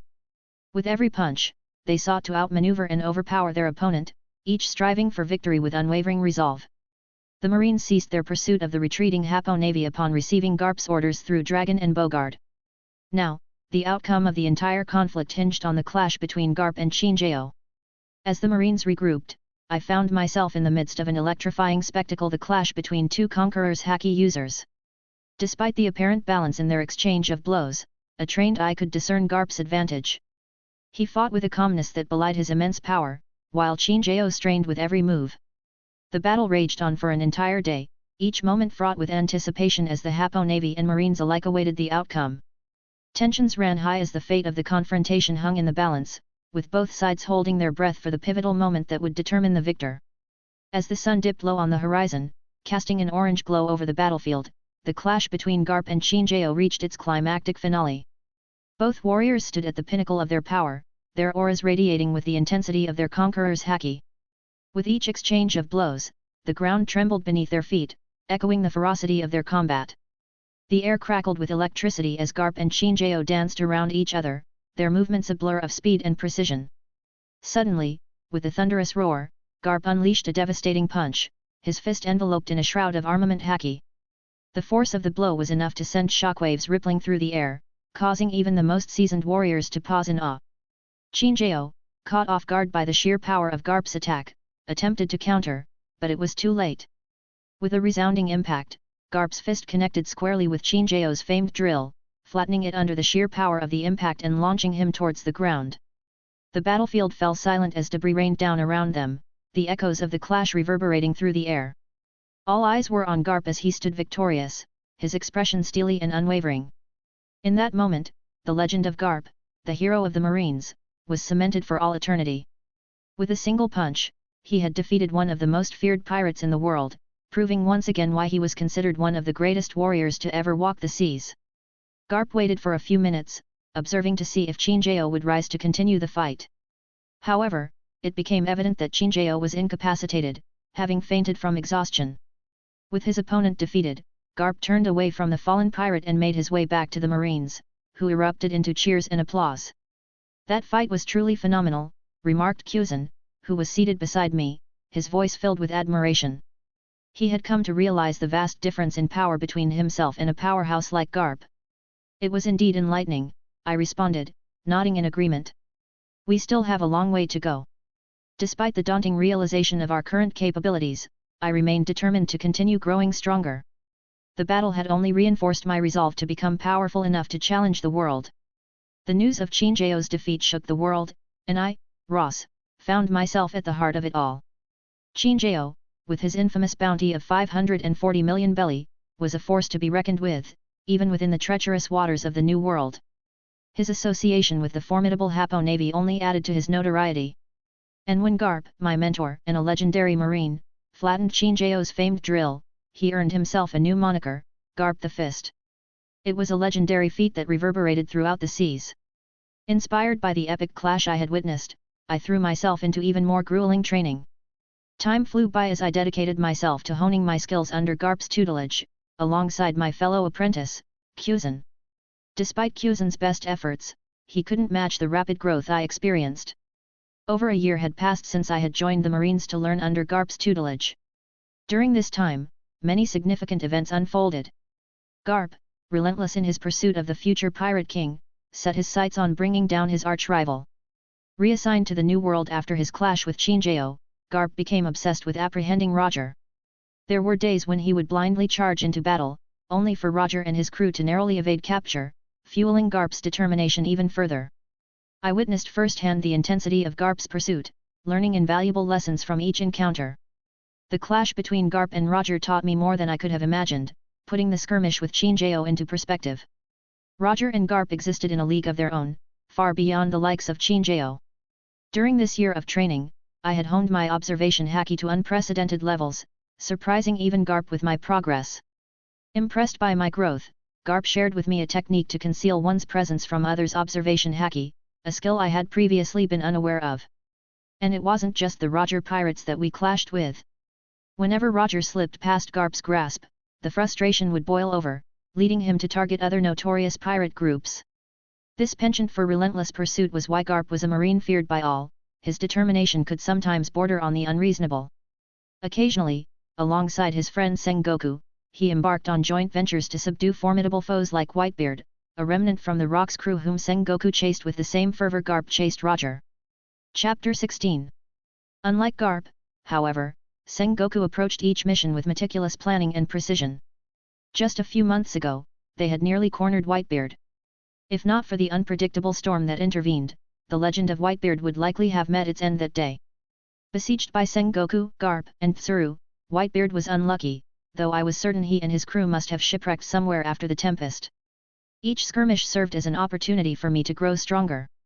Amidst the chaos, I secretly observed Dragon, always reserved and contemplative. His decision to leave the Marines couldn't have been impulsive, he must have weighed his options carefully. While I was Garp's protégé, he maintained a certain distance, offering occasional guidance and words of wisdom. He emphasized the importance of not blindly following orders, even if they came from superiors. Surprisingly, Bogard, typically silent, had warmed up to me, particularly impressed by my swordsmanship skills. I once overheard him boasting to Garp about molding me into an admiral specializing in swordsmanship, recognizing the Marines' need for skilled sword masters at the pinnacle of their ranks. During my time aboard Garp's ship, I witnessed not only the noble ideals upheld by the Marines but also the dark underbelly that lurked within. While Garp strove to maintain integrity and principle among his subordinates, he couldn't ensure the same level of righteousness throughout the entire organization. Instances of corruption and abuse of power were not uncommon, even within the ranks of the Marines. I witnessed Marines abusing their authority for personal gain, accepting bribes from shady individuals, and turning a blind eye to illegal activities in exchange for favors. Some used their positions to intimidate and oppress civilians, instilling fear rather than providing protection. One particularly egregious example involved a high-ranking Marine officer who exploited his authority to engage in human trafficking, turning a blind eye to the suffering of innocent individuals for his own profit. Another instance revealed widespread collusion between Marines and criminal organizations, with officers turning a blind eye to illicit activities in exchange for financial kickbacks. Despite Garp's efforts to instill his sense of justice within the Marines under his command, he couldn't control the actions of every individual within the organization. After the God Valley incident, Garp withdrew from actively promoting his vision of justice among his peers, choosing instead to uphold his principles within his own sphere of influence. Even as opportunities arose for Garp to ascend to the rank of Admiral, he repeatedly declined the offer. Despite the vacant spot in the admirals awaiting the appointment of a Marine hero, Garp remained steadfast in his refusal, unwilling to compromise his principles or become entangled in the corruption that plagued the higher echelons of the organization. Over the past year, my family's influence and power have grown at a rapid pace. Despite the constraints of my duties as a Marine, I maintained constant communication with Daffy, ensuring our plans remained hidden from prying eyes. He kept me updated on the family's developments and the addition of new members, some of whom were familiar faces from the original Don Quixote crew, such as Senor, Jina, Mokvice, and Lao Ji. Under Daffy's command, the Don Quixote family had expanded its reach, gaining considerable influence in North Blue. Our new generation weapons had become wildly popular among various customers, further solidifying our position in the underworld. With my knowledge of the One Piece world, I contributed by providing Daffy with a list of names and potential locations of talents that could benefit our family's future endeavors. The recent addition of Wolf from Swallow Island was a significant boost to our research efforts. Additionally, I made a personal contribution to the family by acquiring a mythical Zoan fruit. Utilizing my knowledge from studying the Devil Fruit Encyclopedia, I recognized the fruit's significance and requested it from Garp. Although he believed it was for my own use, I secretly smuggled it back to Daffy with the help of coordinated planning. It took nearly 3 weeks of anxious waiting, but the fruit eventually reached Daffy safely, and Virgo consumed it, enhancing our family's strength. However, my actions did not escape Garp's notice. When he discovered that I had deceived him regarding the fruit, he was furious. Despite his indifference towards the fruit itself, he punished me by stringing me upside down from the mast for a week. It was a harsh reminder of the consequences of deception, even within the bonds of family loyalty. Within the Marines, I had gained significant notoriety despite Garp's persistent attempts to promote me. Stubbornly, I clung to my rank as a Chaiboi, much to the confusion of those aboard Garp's ship. They were well aware of my abilities and prowess, leading them to wonder why I remained in such a low position. Even Sengoku, recognizing my potential, had approached Garp to request that I become his apprentice. However, Garp fiercely defended his mentorship over me, even going so far as to challenge Sengoku to a death match if he dared to poach his student. It was a testament to Garp's unwavering loyalty and determination to mentor me himself, despite my reluctance to accept any higher rank. Currently, on a certain island near the Calm Belt, Garp's marine ship is anchored. The Marines were taking a well-deserved break on the uninhabited island after a recent skirmish with some pirates. The island was abundant in resources, so the Marines were busy salvaging it to replenish their stores. Garp had just woken up from a deep sleep and noticed that his 2 protégés were nowhere to be found. He spotted Bogard instructing a few Marines on the island and decided to approach him. "So, where are those brats? Have they been slacking off while I was resting?" Garp jovially questioned Bogard, although he knew how hard his apprentices worked. The more effort they put in, the more he liked to push them. Bogard couldn't help but give Garp a dumbfounded look. If anyone else had dared to suggest that Kuzan and Ross were lazy, he would have punched them by now, especially Ross. The kid always pushed him beyond his limits every single time. Sometimes Bogard even wondered if Ross was truly just 10 years old. He had never seen anyone grow stronger at such a rapid pace. "Where do you think?" Bogard nonchalantly said, continuing with his work while ignoring Garp, who liked to laze around. Garp understood what Bogard meant and quickly extended his observation haki to engulf the entire island. Within moments, he detected the presence of his 2 students on the opposite shore. Garp swiftly used Jeppo and stepped into the sky, heading towards where his two students were. As he approached closer, he could get a clearer picture of what was happening. I was currently clashing with Geoise without holding anything back, and Geoise was also not holding back. In the past year, I had awakened armament haki just 2 months into Garp's training, so I always clashed with Geoise while he used his ice powers. Despite losing in the end every single time, such battles made me grow quickly. Soru. I flickered behind Geoise, thrusting the blade at his exposed flank. Busos Hoku Koka. I first hardened my arm and then coated Sandai Kaititsu with haki and thrust the blade forward. Despite his observation haki not as good as mine, Geoise was able to react to my attacks as he instinctively dematerialized the part of his waist where the haki-clad blade was about to penetrate. Seeing that Geoise had dodged my attack, I immediately retreated back a few dozen meters. A split second later, the vast area around Geoise completely froze, even the sand on the shore solidified into ice crystals. TCH, Geoise-san, if I could use emission, then that last attack would have dealt quite some damage, I couldn't help but say frustratingly. It was tough for me to get a drop on Geoise and land a solid blow, as most of the time, even when I had him beat with speed, he would resort to elementalization. Well, Ross, you should know better than this. You can't make such lame excuses when fighting a real enemy. They're not going to spare you just because you haven't learned emission yet, Geoise teased, unable to resist poking fun at me. Since I had learned armament haki, I had been pestering him relentlessly about training. Eventually, he got fed up and treated me like a punching bag. But as the days went by, I was growing stronger at an alarming rate, forcing Geoise to redouble his efforts to avoid being surpassed by me. Boom! Geoise suddenly pushed toward me and threw a punch right at my ribs. However, I was ready and covered myself with haki around the area where the punch connected. Shit! That hurt like hell, I grunted, feeling the impact of Geoise's punch. It was super effective, incorporating emission. I understood that Geoise was simply showing off. I was launched about 10 meters and came to a stop, sliding while rubbing the blood from the corner of my mouth. Now, that, my little friend, is emission. I hope you can learn that soon, or you can only dream about landing a solid blow on me in the future, Geoise continued teasing me. He knew that despite being hit by an emission-infused punch, I wouldn't be affected much, as my physique was monstrous. My body was already rapidly healing from all the damage I had just received from the last attack. Show off, I muttered under my breath. I sheathed Kaititsu and, with a quick draw motion, pulled out the blade again, sending a massive flying slash towards Geoise. He chose to take the attack head-on, hardening both his arms with haki and crossing them in front of him. As the attacks clashed, the sword attack dispersed, not yielding the intended results. As the clash continued, the air crackled with anticipation, charged with the intensity of our training session. Geoise and I were locked in a dance of blades and fists, each movement calculated and precise. Despite Geoise's teasing, I remained focused, determined to prove myself and push my limits. With a swift motion, I lunged forward, my blade slicing through the air with lethal precision. Geoise countered effortlessly, his movements fluid and graceful as he evaded my attack with ease.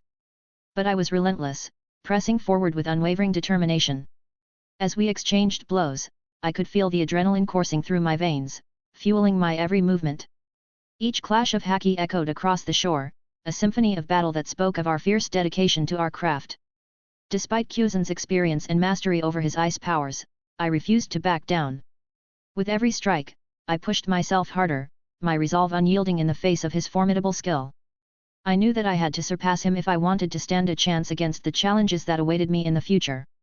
With a sudden surge of energy, I unleashed a flurry of attacks, each strike aimed at testing Geoise's defenses. He met my onslaught head-on, his own attacks coming fast and furious as he sought to overwhelm me. But I refused to falter. Drawing upon every ounce of strength and skill, I matched him blow for blow, my determination unwavering despite the growing fatigue that threatened to weigh me down. Ice block, pheasant peck, Geoise declared, his hand directed towards me as he conjured a massive bird made of ice, aiming to engulf and freeze me completely. With my energy waning, I realized I had no choice but to confront the attack head-on. Busos Hoku Koka, I muttered, shrouding myself in armament haki and imbuing Kaititsu with its power. As the ice bird hurtled towards me, I summoned the last reserves of my strength and swung my blade, slicing the bird in half just in time. But before I could recover, Geoise launched a second attack, and despite detecting it, I lacked the stamina to counter it. In a matter of seconds, I found myself encased in ice, trapped in an icy sculpture. Yet, thanks to the protective shield of armament haki, I remained unharmed by the extreme cold. Chapter 17. But I refused to falter. Drawing upon every ounce of strength and skill, I matched him blow for blow, my determination unwavering despite the growing fatigue that threatened to weigh me down. Ice block, pheasant peck, Geoise declared, his hand directed towards me as he conjured a massive bird made of ice, aiming to engulf and freeze me completely. With my energy waning, I realized I had no choice but to confront the attack head-on. Busos hoku koka, I muttered, shrouding myself in armament haki and imbuing Kaititsu with its power. As the ice bird hurtled towards me, I summoned the last reserves of my strength and swung my blade, slicing the bird in half just in time. But before I could recover, Geoise launched a second attack, and despite detecting it, I lacked the stamina to counter it. In a matter of seconds, I found myself encased in ice, trapped in an icy sculpture. Yet, thanks to the protective shield of armament haki, I remained unharmed by the extreme cold. Ha ha ha, it seems like you brats are having fun, Garp's voice boomed as he descended from the sky. I had sensed his presence earlier, observing our sparring session. Garp approached my frozen form and placed his hand on my shoulder, emitting a sudden surge of haki that shattered the ice, releasing me from my icy prison. Grateful for his intervention, I offered my thanks to my mentor before collapsing onto the frozen beach, utterly exhausted. How many wins is that, Ross? I'm sure you've been keeping count. Geoise's voice broke through the haze of fatigue as he joined me, taking a seat beside me. Even Garp joined us, settling in the middle as we reflected on the intensity of our training session. Geoise-san, mark my words, someday I will knock you down and have a good laugh about it, I muttered in frustration, unable to contain my competitive spirit despite being consistently outmatched by him for over a year. If they had heard my inner thoughts, I was sure they would have given me a good ribbing. Garp-sensei, why am I not able to use a mission yet? I've been practicing as hard as possible, but there seems to be no progress on that front. I couldn't help but voice my concerns to my mentor, who sat between us. Brat, are you serious? There should be a limit to how greedy one can be. There are people out there who don't even know what haki means, and I don't think there is anyone your age who has mastered both armament haki and observation haki to such a degree. Yet you are not satisfied. Garp's response was stern, a reminder of the privilege and progress I had achieved at my young age. Garp-sensei, it's okay, we can cut him some slack. After all, it's not every day that Ross gets stuck in training. Who knows how many years Ross will be stuck trying to learn a mission, and the longer he is there, the more I get to beat him up, Geoise teased, taking advantage of my momentary frustration. Sigh, Ice Brat, it seems like you've become complacent after beating a kid 10 years younger than you. And what makes you say that the kid has no way to counter you? It's just that the kid has no control over it and hasn't trained in using it efficiently, Garp interjected, his words carrying both wisdom and a hint of reproach. I simply gazed up at the sky, feigning ignorance, while Geoise shot me a suspicious glance. What do you mean, Garp-sensei? What does Ross have to counter me? Geoise's curiosity piqued, unaware of the deeper layers of my abilities. Garp turned towards me, knowing full well that I wasn't as clueless as I pretended to be. You can use it, can't you, kid? I know you've been trying to hone that skill in secret when you think no one is looking, Garp declared, revealing his knowledge of my hidden talents. I couldn't help but sit up, sighing in resignation. Wait, what are you guys talking about? Why am I the only one being left out? Geoise's curiosity grew, sensing there was more to the story. Closing my eyes, I concentrated, and within moments, more than a dozen little birds flew over and settled around me even as an ominous pressure spread around me. Garp, familiar with the house Hoku haki, was unsurprised, but for Geoise, it was a revelation. But what even Garp didn't know was that I was using a completely different ability of mine to interact with nature. However, under such a balance I could use my house Hoku to a certain degree. Instinctively, Geoise reached out his hand towards the little birds, expecting them to scatter, but to his surprise, they hopped onto his head and shoulders, playful and unafraid. Tell me, Brat, what do you know about the third type of haki, house Hoku? Garp's question was directed at Geoise, who was still preoccupied with the birds. The mention of the house Hoku haki didn't seem to ring any bells in his mind. Geoise, if you keep slacking like this, you can forget about becoming an admiral. You need knowledge alongside strength to reach admiral status, Garp chided, earning eye rolls from both Kuzan and me for his predictable lecture. Fine, forget it. I'll explain it in a simple way. Your junior here is someone who has an ability similar to mine called Conqueror's Haki. House Hoku Haki is a rare form of Haki that allows the user to exert their own willpower over others. Unlike the other two types of Haki, this type cannot be awakened through training and only 1 in a million people are born with this ability. It is said that whoever possesses this type of Haki has the qualities of a king and thus are known as supreme rulers. Garp patiently explained my ability to Kuzan, who listened with wide-eyed astonishment.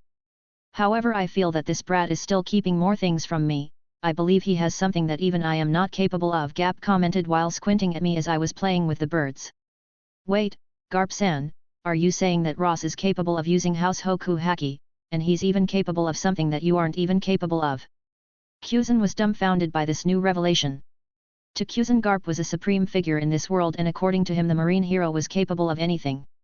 The kid has been keeping his ability a secret from everyone, and it's a good thing, too. I hope you'll keep this information to yourself in the future, Kuzan.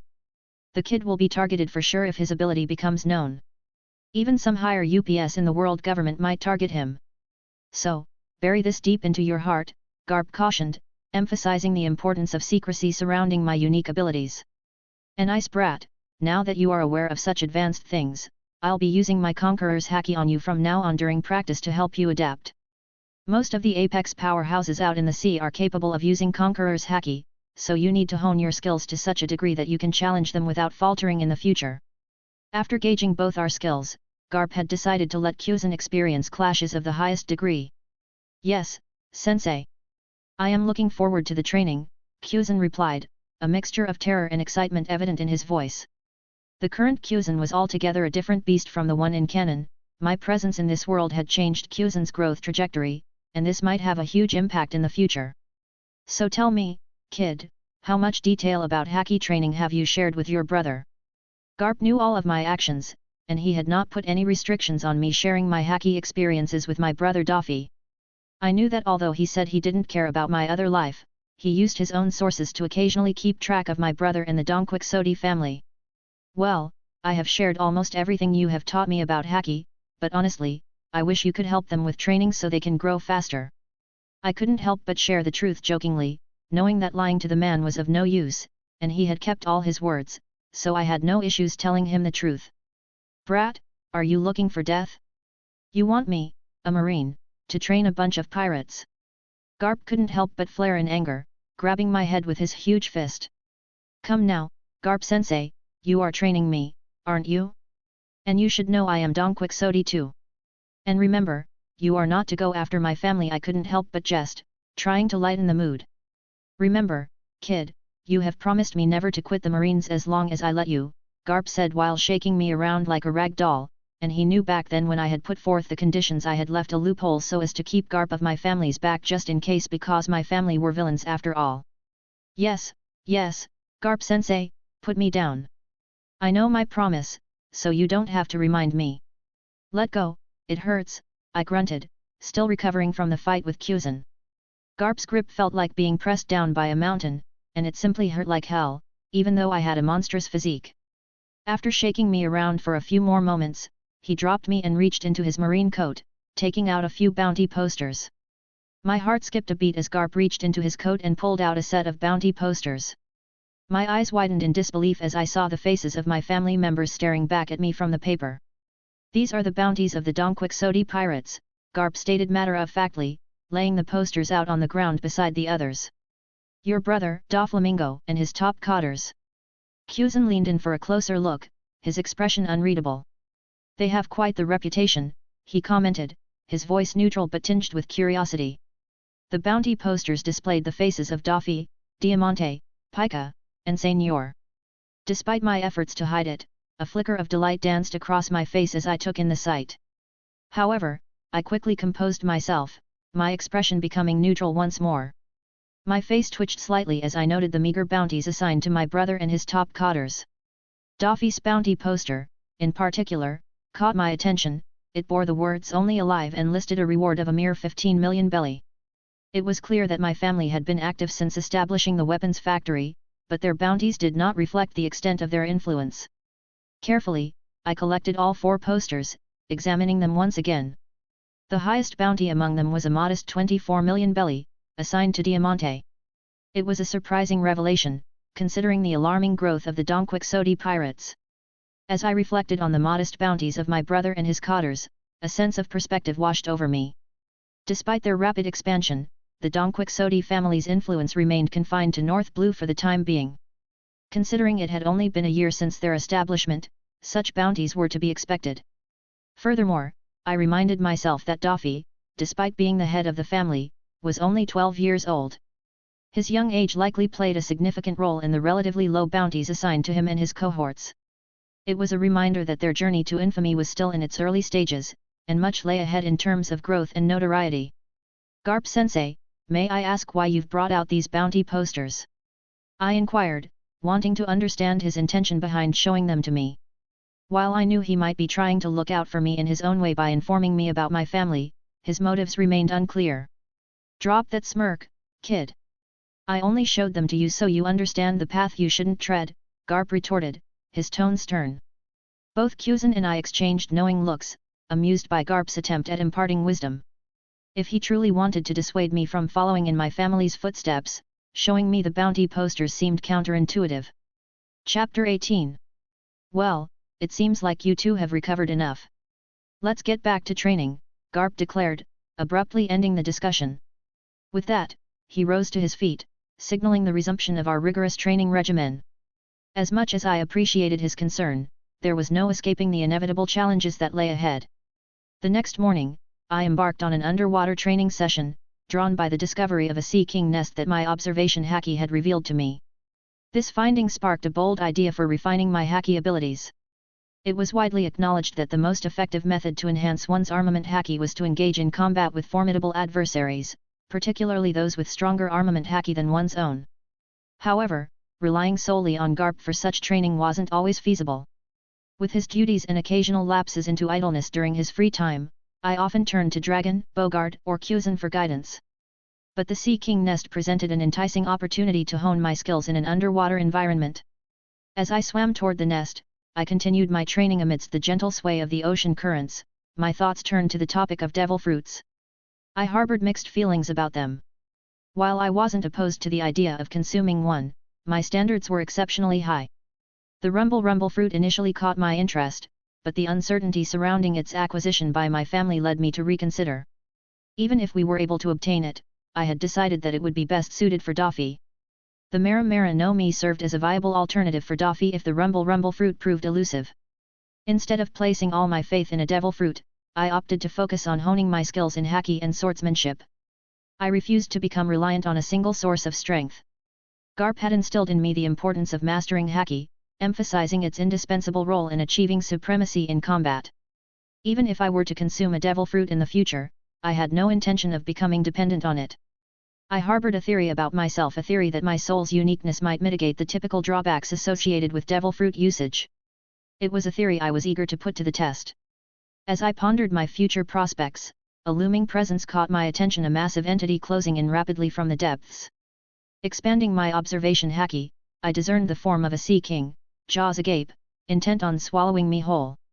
With swift determination, I unsheathed Kaititsu, feeling the resistance of the water against my blade. But this was the challenge I sought, to push myself beyond limits. Arg! With a primal roar, I unleashed a torrential slash, a manifestation of sheer force and swordsmanship. The Sea King, sensing the impending danger, evaded the first strike effortlessly. Anticipating its move, I followed up with a second slash, tearing through flesh and bone, leaving a deep gash in its wake. The beast roared in fury, its eyes blazing red as blood tainted the water crimson. Clang! From the depths, a thick, serpentine tail lashed out, aiming to impale me with its bone spike. With steely resolve, I clashed with the incoming strike, halting its momentum with a resounding clash. As the Sea King prepared for its next assault, I made my move. With a resounding battle cry, I executed another attack, channeling all my strength into a devastating blow to push back the spiked tail. Soru! I vanished in a blur of motion, reappearing atop the Sea King's head in an instant. Busos Hoku, Koka! I shouted, as I infused my blade with armament haki, enhancing its cutting power. Clad in armament haki, I descended upon the beast with unwavering determination. With a swift thrust, I aimed for its head, channeling all my strength into the attack. The force of the blow sent a shockwave rippling through the water, leaving a gaping hole in the Sea King's head. Yet, to my surprise, the creature persisted, clinging to life despite its grievous wound. The resilience of these sea beasts was truly remarkable, a testament to their indomitable vitality. As I prepared myself for a follow-up strike, another presence in the water gave me pause. Sensing the arrival of a formidable entity, I quickly reconsidered my strategy and opted to retreat from the now half-dead Sea King. Within moments of my retreat, a colossal maw emerged from the ocean depths, effortlessly tearing through the already wounded creature as if it were nothing more than prey. Expanding my observation haki to its fullest extent, I attempted to gauge the full size of the newcomer. If the previous Sea King could be deemed supersized, then this new arrival was simply monstrous. My estimation placed the new Sea King at nearly 3 times the size of the island we currently inhabit. As the gargantuan creature devoured its fallen counterpart, I braced myself to confront the colossal beast. However, to my surprise, after consuming the other Sea King, the massive creature regarded me with a wary gaze. It was a tense standoff, both of us poised to see who would make the first move. Despite my attempts to communicate using my rusty voice of all things, I received no response from the creature. After a few more moments of stalemate, the new Sea King retreated back into the depths of the ocean, leaving me to ponder. Disregarding the earlier encounter, I plunged back into my underwater training, determined to challenge other formidable Sea Kings. With confidence in my abilities, I knew that even if the monstrous Sea King returned, I would confront it and emerge unscathed. For another 6 hours, I navigated the ocean depths, occasionally surfacing for air. In the vicinity, the lifeless bodies of more than a dozen supersized Sea Kings floated, casualties of my rigorous training. The blood from the fallen creatures attracted even more Sea Kings, but I dispatched them with ease. As time passed, the Sea Kings grew wary of the area, sensing my presence and avoiding confrontation. Undeterred, I gathered close to a dozen of the fallen creatures, their varied sizes a testament to the challenges I had faced. Dragging the corpses back to the marine camp, I caused quite a stir among the occupants. A small child clad in a chaiboi outfit, hauling numerous supersized Sea Kings, it was a sight to behold. Yet, in this world, one universal truth held: no one could resist the allure of more meat, especially Sea King meat. "Kid, you sure know how to cause a commotion, don't you?" Dragon sat down next to me, carrying what looked like alcohol and a piece of grilled Sea King meat in his hands.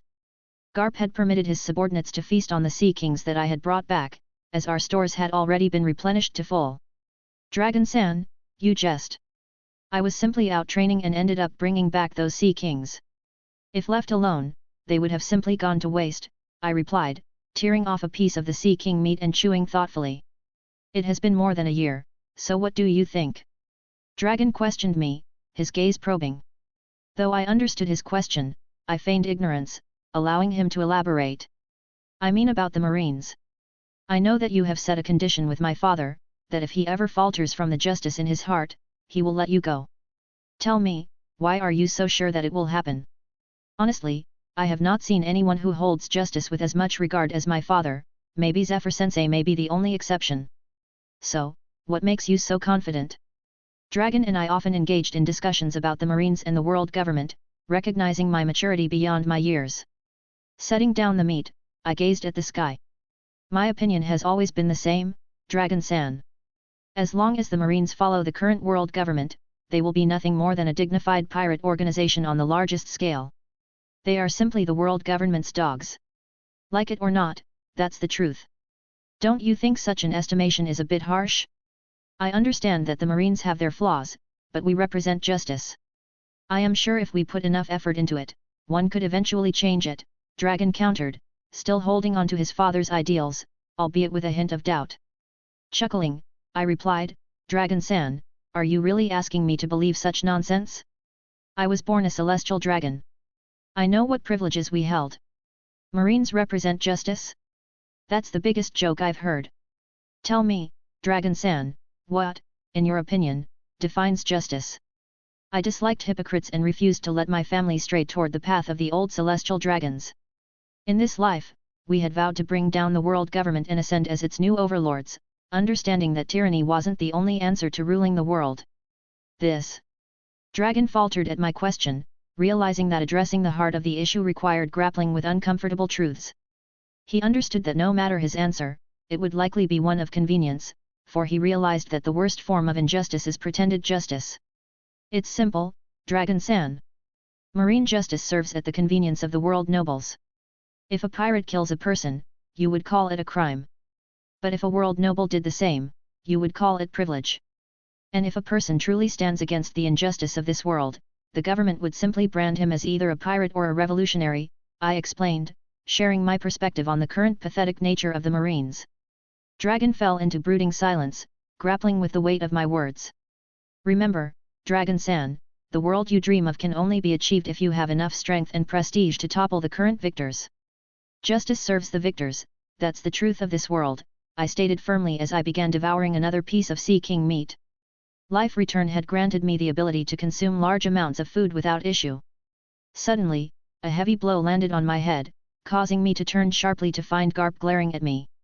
I feigned innocence, but inwardly marveled at how the marine hero managed to approach me undetected, despite my active observation haki. Under Garp's guidance, I had been honing both my observation and armament haki to function effortlessly, but I still had much to learn to match Garp's level. Brat, are you trying to lead my son astray? Garp sat down and grabbed a piece of sea king meat, his actions lacking any ceremony.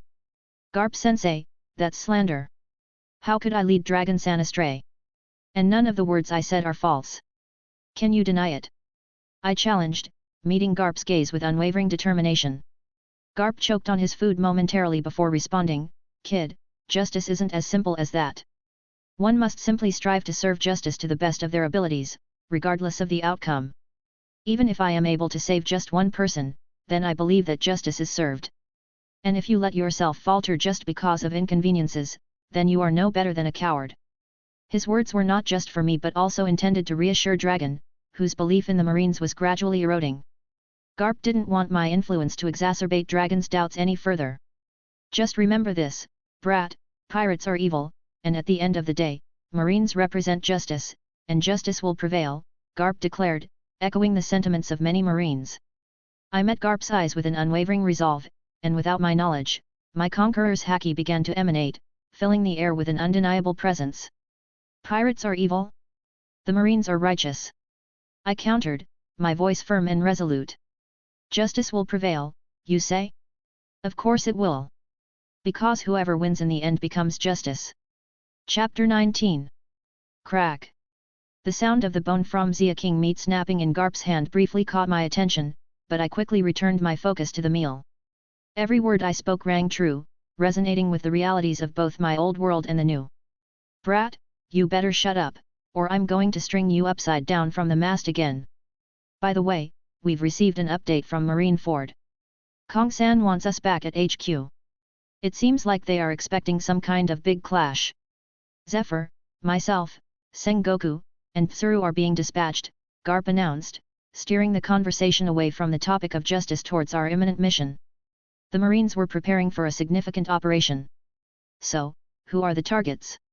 Our last intel gave us the approximate location of the flying pirates, Dragon inquired, his curiosity piqued. The lineup of Marines being deployed hinted at a formidable adversary, with only a select few warranting such attention. Shiki and his entire crew came to mind. No, it seems that the remnants of the Rocks pirates, other than those who formed their own crews, have been spotted. Particularly, two high-profile targets who remained loyal to the Rocks until the end. It appears they're convening for a special meeting, prompting the Marines to capture them all in one fell swoop, Garp explained, his tone serious.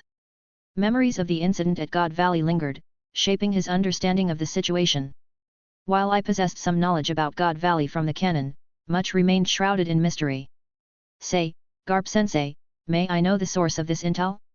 The Rocks pirates, especially those who've remained hidden for years, suddenly being discovered and the Marines mobilizing such a significant force, it's suspicious, don't you think? I probed, sensing there was more to the situation than met the eye. The deployment of 3 Admiral-level combatants raised red flags, indicating the gravity of the situation. The intelligence didn't originate from within the Marines. It was passed down by Cypher Paul, and the higher UPS merely relayed the orders, Garp revealed, his unease evident. Despite his doubts about the world government's actions, he couldn't pinpoint the source of his apprehension. Meanwhile, at Geoise, the 5 elders had gathered to finalize the plan they had formulated during the previous meeting regarding the future of the Marines. After the incident at God Valley, the Marines had been steadily gaining influence. Even with one admiral position currently vacant, the prestige of the Marines had been growing, and the world government could not allow that. They sought to maintain a delicate balance. It wasn't that the world government couldn't control the new world with the forces at their disposal, rather, they chose not to. Pirates served as a necessary tool to keep allied countries and other forces in check.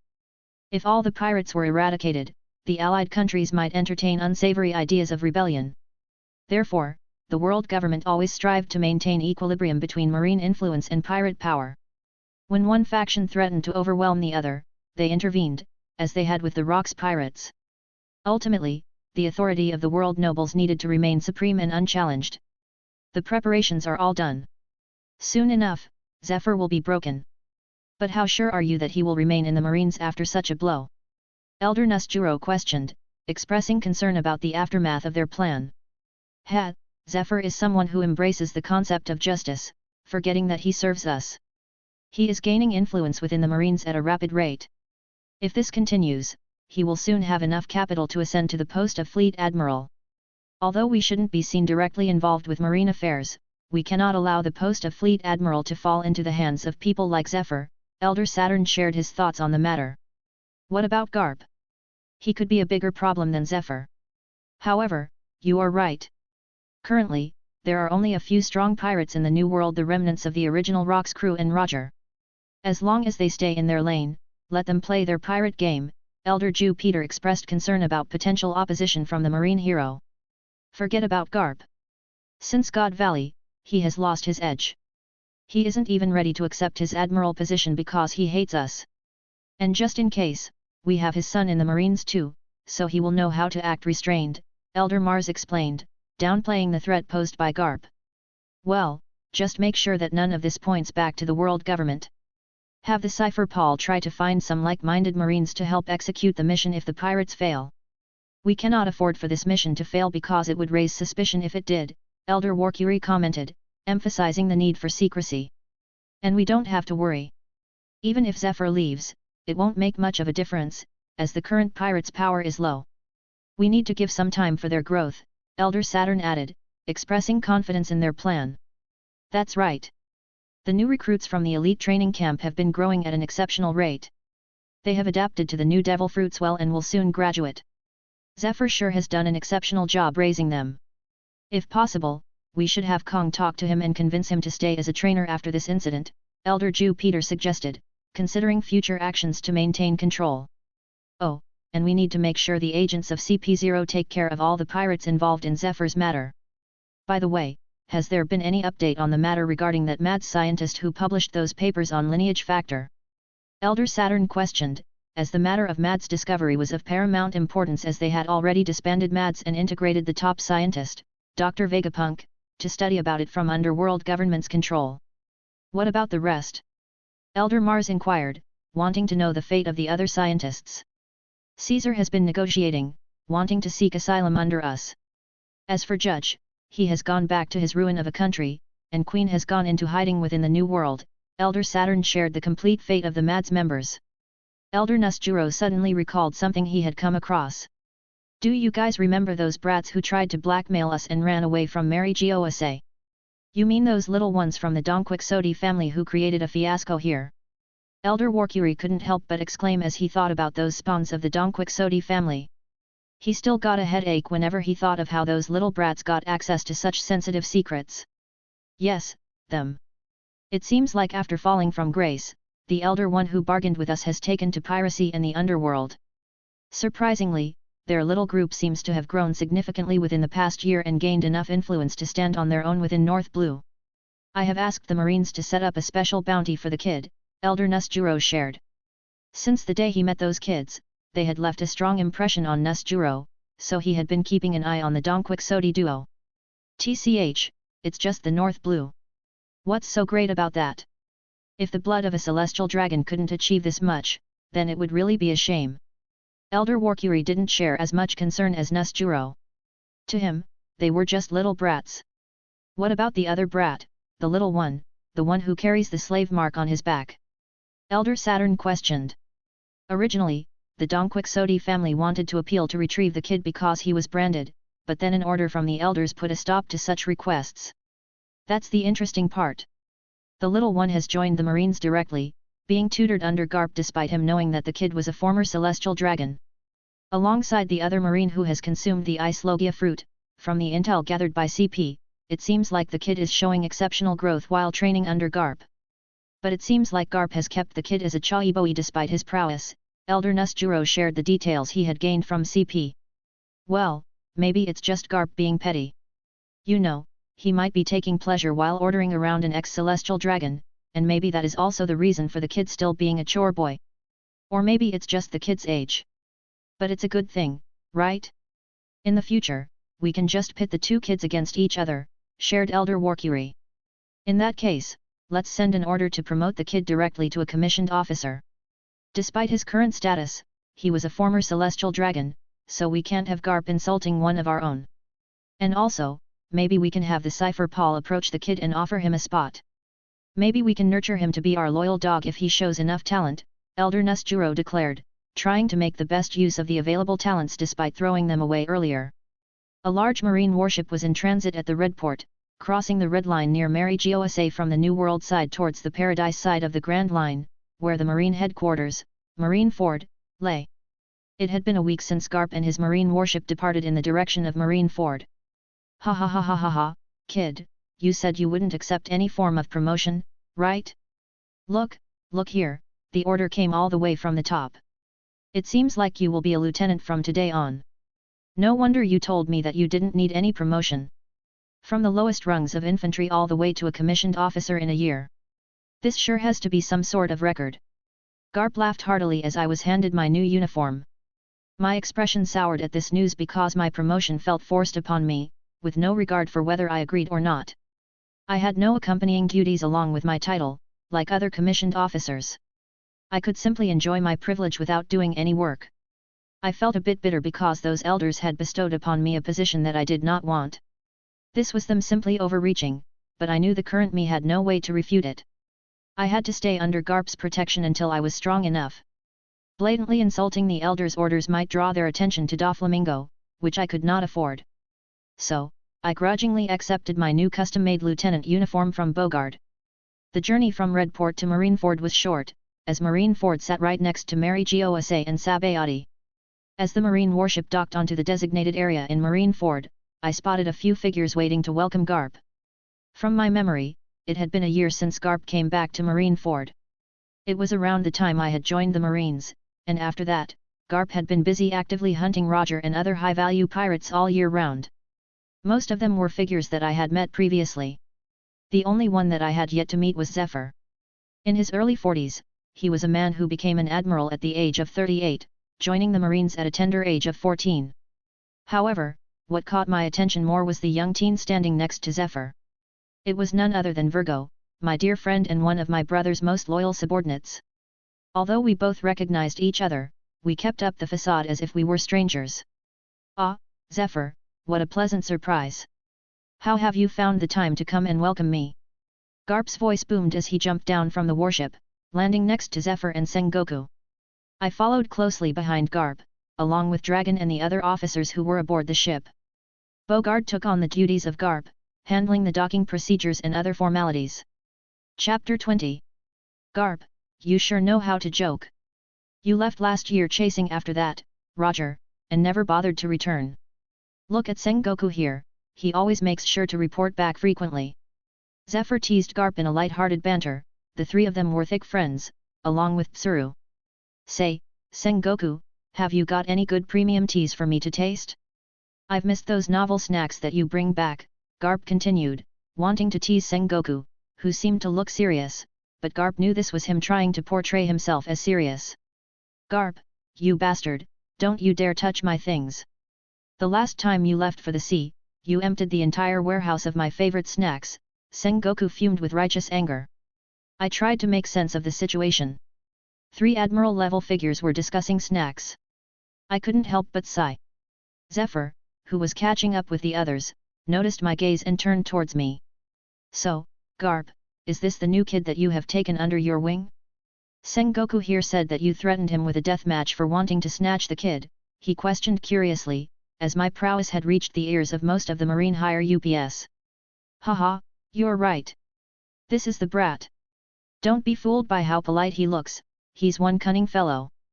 But his talent is undeniable. I've never come across such talent in my life, Garp boasted about my prowess in front of his friends, but I remained calm, showing little reaction. Well, at least he has good manners, unlike you, Garp. Are you sure you don't want me to take over as his sensei? I'm even ready to adopt him if the child wants, Sengoku offered, trying to rile up Garp, while I couldn't help but roll my eyes, and Garp simply scoffed. The kid's quite good, Garp. He hasn't let his guard down since he got off the warship, even though he's in Marineford, Zephyr remarked, probing me since my arrival on Marineford, but I kept my observation haki active, not giving him any loopholes. Zephyr, it seems like you've found yourself a protégé too? Who's the new kid? Seems like he's a good seedling, Garp noted, having noticed Virgo earlier and having a rough estimate of his talent by probing him, as the kid also used observation haki all this while, making him a top-level talent even among the elites. This is my son, Virgo. Like you said, Garp, he's a diamond in the rough. Probably, he will carry on my legacy in the future, Zephyr explained, and the rest immediately understood what Zephyr meant by a son. Zephyr had only been married for about 4 years now, and his son should be 3 this year, so Virgo must be a son that Zephyr had adopted. However, unlike the others, I was inwardly shocked at how Virgo had achieved such a feat. At best, Virgo had only left the Donquixote family 3 months ago, after consuming the mythical Zoan that I had sent back. But now Zephyr was saying that he had taken Virgo in as his adopted son. In the whole family, only Daffy and I knew that Virgo was assigned such a covered task. Even the other cotters had no idea about it. Virgo's mission seemed simple, but it was also a huge task that lay ahead of him. Unlike in the canon, I didn't want Virgo to be a simple spy. I wanted him to grow up and become the perfect marine. And Daffy had strictly ordered him only to share information in case it was a life-threatening matter for the Donquixote family. Also, under my insistence, Daffy had ordered Virgo to achieve the feat of becoming the next marine hero. Virgo was my linchpin in getting the marines under our control in the future. Although Virgo had only been with the family for a year, his loyalty to Daffy was absolute, and he didn't think twice after being assigned such a perilous task, he gratefully accepted it. After a few minutes of catching up, Zephyr led the others towards the elite training camp, which had grown popular in recent years. Dragon had been part of the first batch of recruits to undergo training there. The duration in the camp varied depending on the age of the marine recruits, and upon clearing the elite camp training, they would be directly assigned to the post of commissioned officers based on their strength and contributions during their tenure in the Marines. As Zephyr guided us through the new batch of graduates, I noticed how the presence of a marine hero had changed the atmosphere in the training grounds. It was clear that even the combined prestige of Zephyr and Sengoku couldn't match up to Garp's. Recalling the current information, I realized that Zephyr had yet to undergo the tragedies of his life. From the way things were progressing, it seemed that the world government had set its sights on Zephyr. Perhaps the upcoming mission to hunt the remnants of the rock pirates was merely a distraction to deplete the naval HQ of its highest-level combat powers. Turning to Garp, who was assessing the future mainstays of the Marines, I asked, "Garp-sensei, is the fleet admiral here at the HQ right now?" I needed to confirm my theory. It was Admiral Sengoku who answered my question, as Garp seemed unaware of it. "No, Kong-san left for Mary Geoise this morning. There's an important meeting scheduled next week regarding the upcoming budget allocation for the Marines, so Kong-san left a week ahead to make preparations." Sengoku didn't pay much attention to my question, assuming it was casual curiosity. But Dragon, standing beside me, noticed my frown and whispered in a barely audible tone, "Ross, what's happening? Why are you inquiring about the fleet admiral? Dragon-san, when are we set to depart for the mission regarding the Rocks pirates? And how much of the HQ's forces are being mobilized?" I replied quietly, knowing Dragon respected my keen intellect and could engage in mature conversations. I had to make preparations if my speculations were correct. This might be an opportunity for Virgo to find a firm spot in Zephyr's heart. Although Zephyr had adopted Virgo, nurturing their relationship would take time. But if I could use this opportunity well, I could help Virgo and potentially create a problem for the world government in the future. Zephyr's influence within the Marines, second only to Garp, made him a key figure to target, especially when he has such a clear shot at becoming the next fleet admiral. Let's see, if I remember correctly, the intel from Cypher Paul has stated that there are high chances that all the remnants, including Whitebeard and Shiki, might make an appearance. The world government fears a possible alliance, so in addition to the previously assigned force, close to 10 additional vice admirals and their subordinates are being mobilized from the HQ because there is a high probability that more of the Rock's remnants might show up. Dragon shared the information he had at hand. Normally, these matters should be dealt with by Garp, but he always pushed aside his paperwork for Bogard or Dragon. Dragon-san, would it be possible for me to have a look at the various troop deployments and missions that Rear Admirals and above are assigned to? I asked. As I questioned, Dragon paused for a moment. Such details were only privy to the highest echelon within the Marines, even vice admirals were not allowed access to such information, with Garp being the only exception. After thinking for a few seconds, Dragon turned to me. Is it really important to have access to this information? His tone was mixed with confusion, but he realized that I wouldn't ask for such sensitive information if it wasn't important. I simply nodded, implying that the information was indeed needed. Wait here, Dragon said. He approached Garp and, after a brief conversation, returned to my side. Follow me. Leaving the rest of the group near the training ground, myself and Dragon made our way in the direction where the records room was. A few minutes later, within the records room, I carefully went through the troop deployment records under the careful scrutiny of the Vice Admiral in charge. Originally, the old man had outright denied access to the information. Only after he received a message through the transponder snail did he provide me and Dragon with the details. Even then, he stood right next to us, carefully screening us as if we were up to some mischief. After 10 minutes of carefully studying the complete details, I returned the document back to the old man and left the room alongside Dragon. After walking a fair distance away, Dragon couldn't hold back his curiosity anymore and questioned me directly. Ross, are you still not going to tell me what exactly is going on?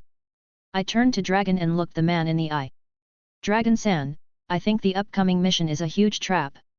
I was almost 90% sure now that the world government was aiming for Zephyr, but I could not explain in detail all the things that I had deduced from canon knowledge. Dragon, however, was confused. The mission this time mobilized 3 admiral-level combatants and Tsuru, the famed strategist, along with more than a dozen vice admirals and their subordinates. This was one of the largest marine mobilizations since the God Valley incident. So, when I said this was a trap, Dragon was puzzled. Even if all the remnants of Rocks were together, including Whitebeard, Shiki, Big Mom, and Kaido, the marine force that is being mobilized can still retreat safely even if they are ambushed. So, Dragon gave me a questioning look, as if wanting an explanation. I checked the deployment records. The majority of the rear admirals and above have already been assigned missions. Originally, the HQ would have had close to 24 vice admirals after we left for our mission, but with the new additional reinforcements of a dozen vice admirals, the HQ will be left with only a dozen vice admirals to defend it. And from what I have checked, all these vice admirals are veterans who are way past their prime, and a few new ones who have recently been promoted. None can be said to have exceptional strength, I continued, and Dragon felt an ominous feeling as he realized what I was insinuating. Are you saying that the world government is colluding with the pirates and targeting the Marines, planning to attack Marineford while most of its forces are away?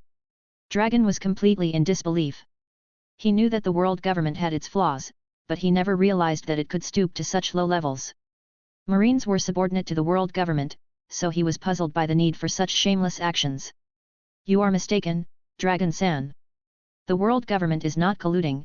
I'm sure the pirates planning to attack Marineford are simply lapdogs working under the world government. I am sure they will be dealt with once their usefulness runs its course. I had a rough idea of how the world government worked. If they wanted to appear righteous, their first go-to option would be the Marines. However, if they wanted to keep their hands clean in some sort of conspiracy, they always sought pirates or third parties who could be swayed by promises of wealth and power, only to dispatch them off later once the job was done. The Cypher Paul was the only organization they trusted because every single one of its members was brainwashed to be loyal, and anyone who went astray was immediately eliminated. The next morning, the Marines assigned to the Rocks Pirates mission departed. Close to more than a dozen Marine warships were mobilized for this particular mission, marking the single largest deployment since the incident at God's Valley. Leading the mission was Admiral Sengoku, accompanied by the Marine hero Garp, Admiral Zephyr, and Tsuru. As the warships set sail towards the New World, where the remnants of the Rock's pirates were gathering. Anticipation and tension filled the air. Thanks for listening.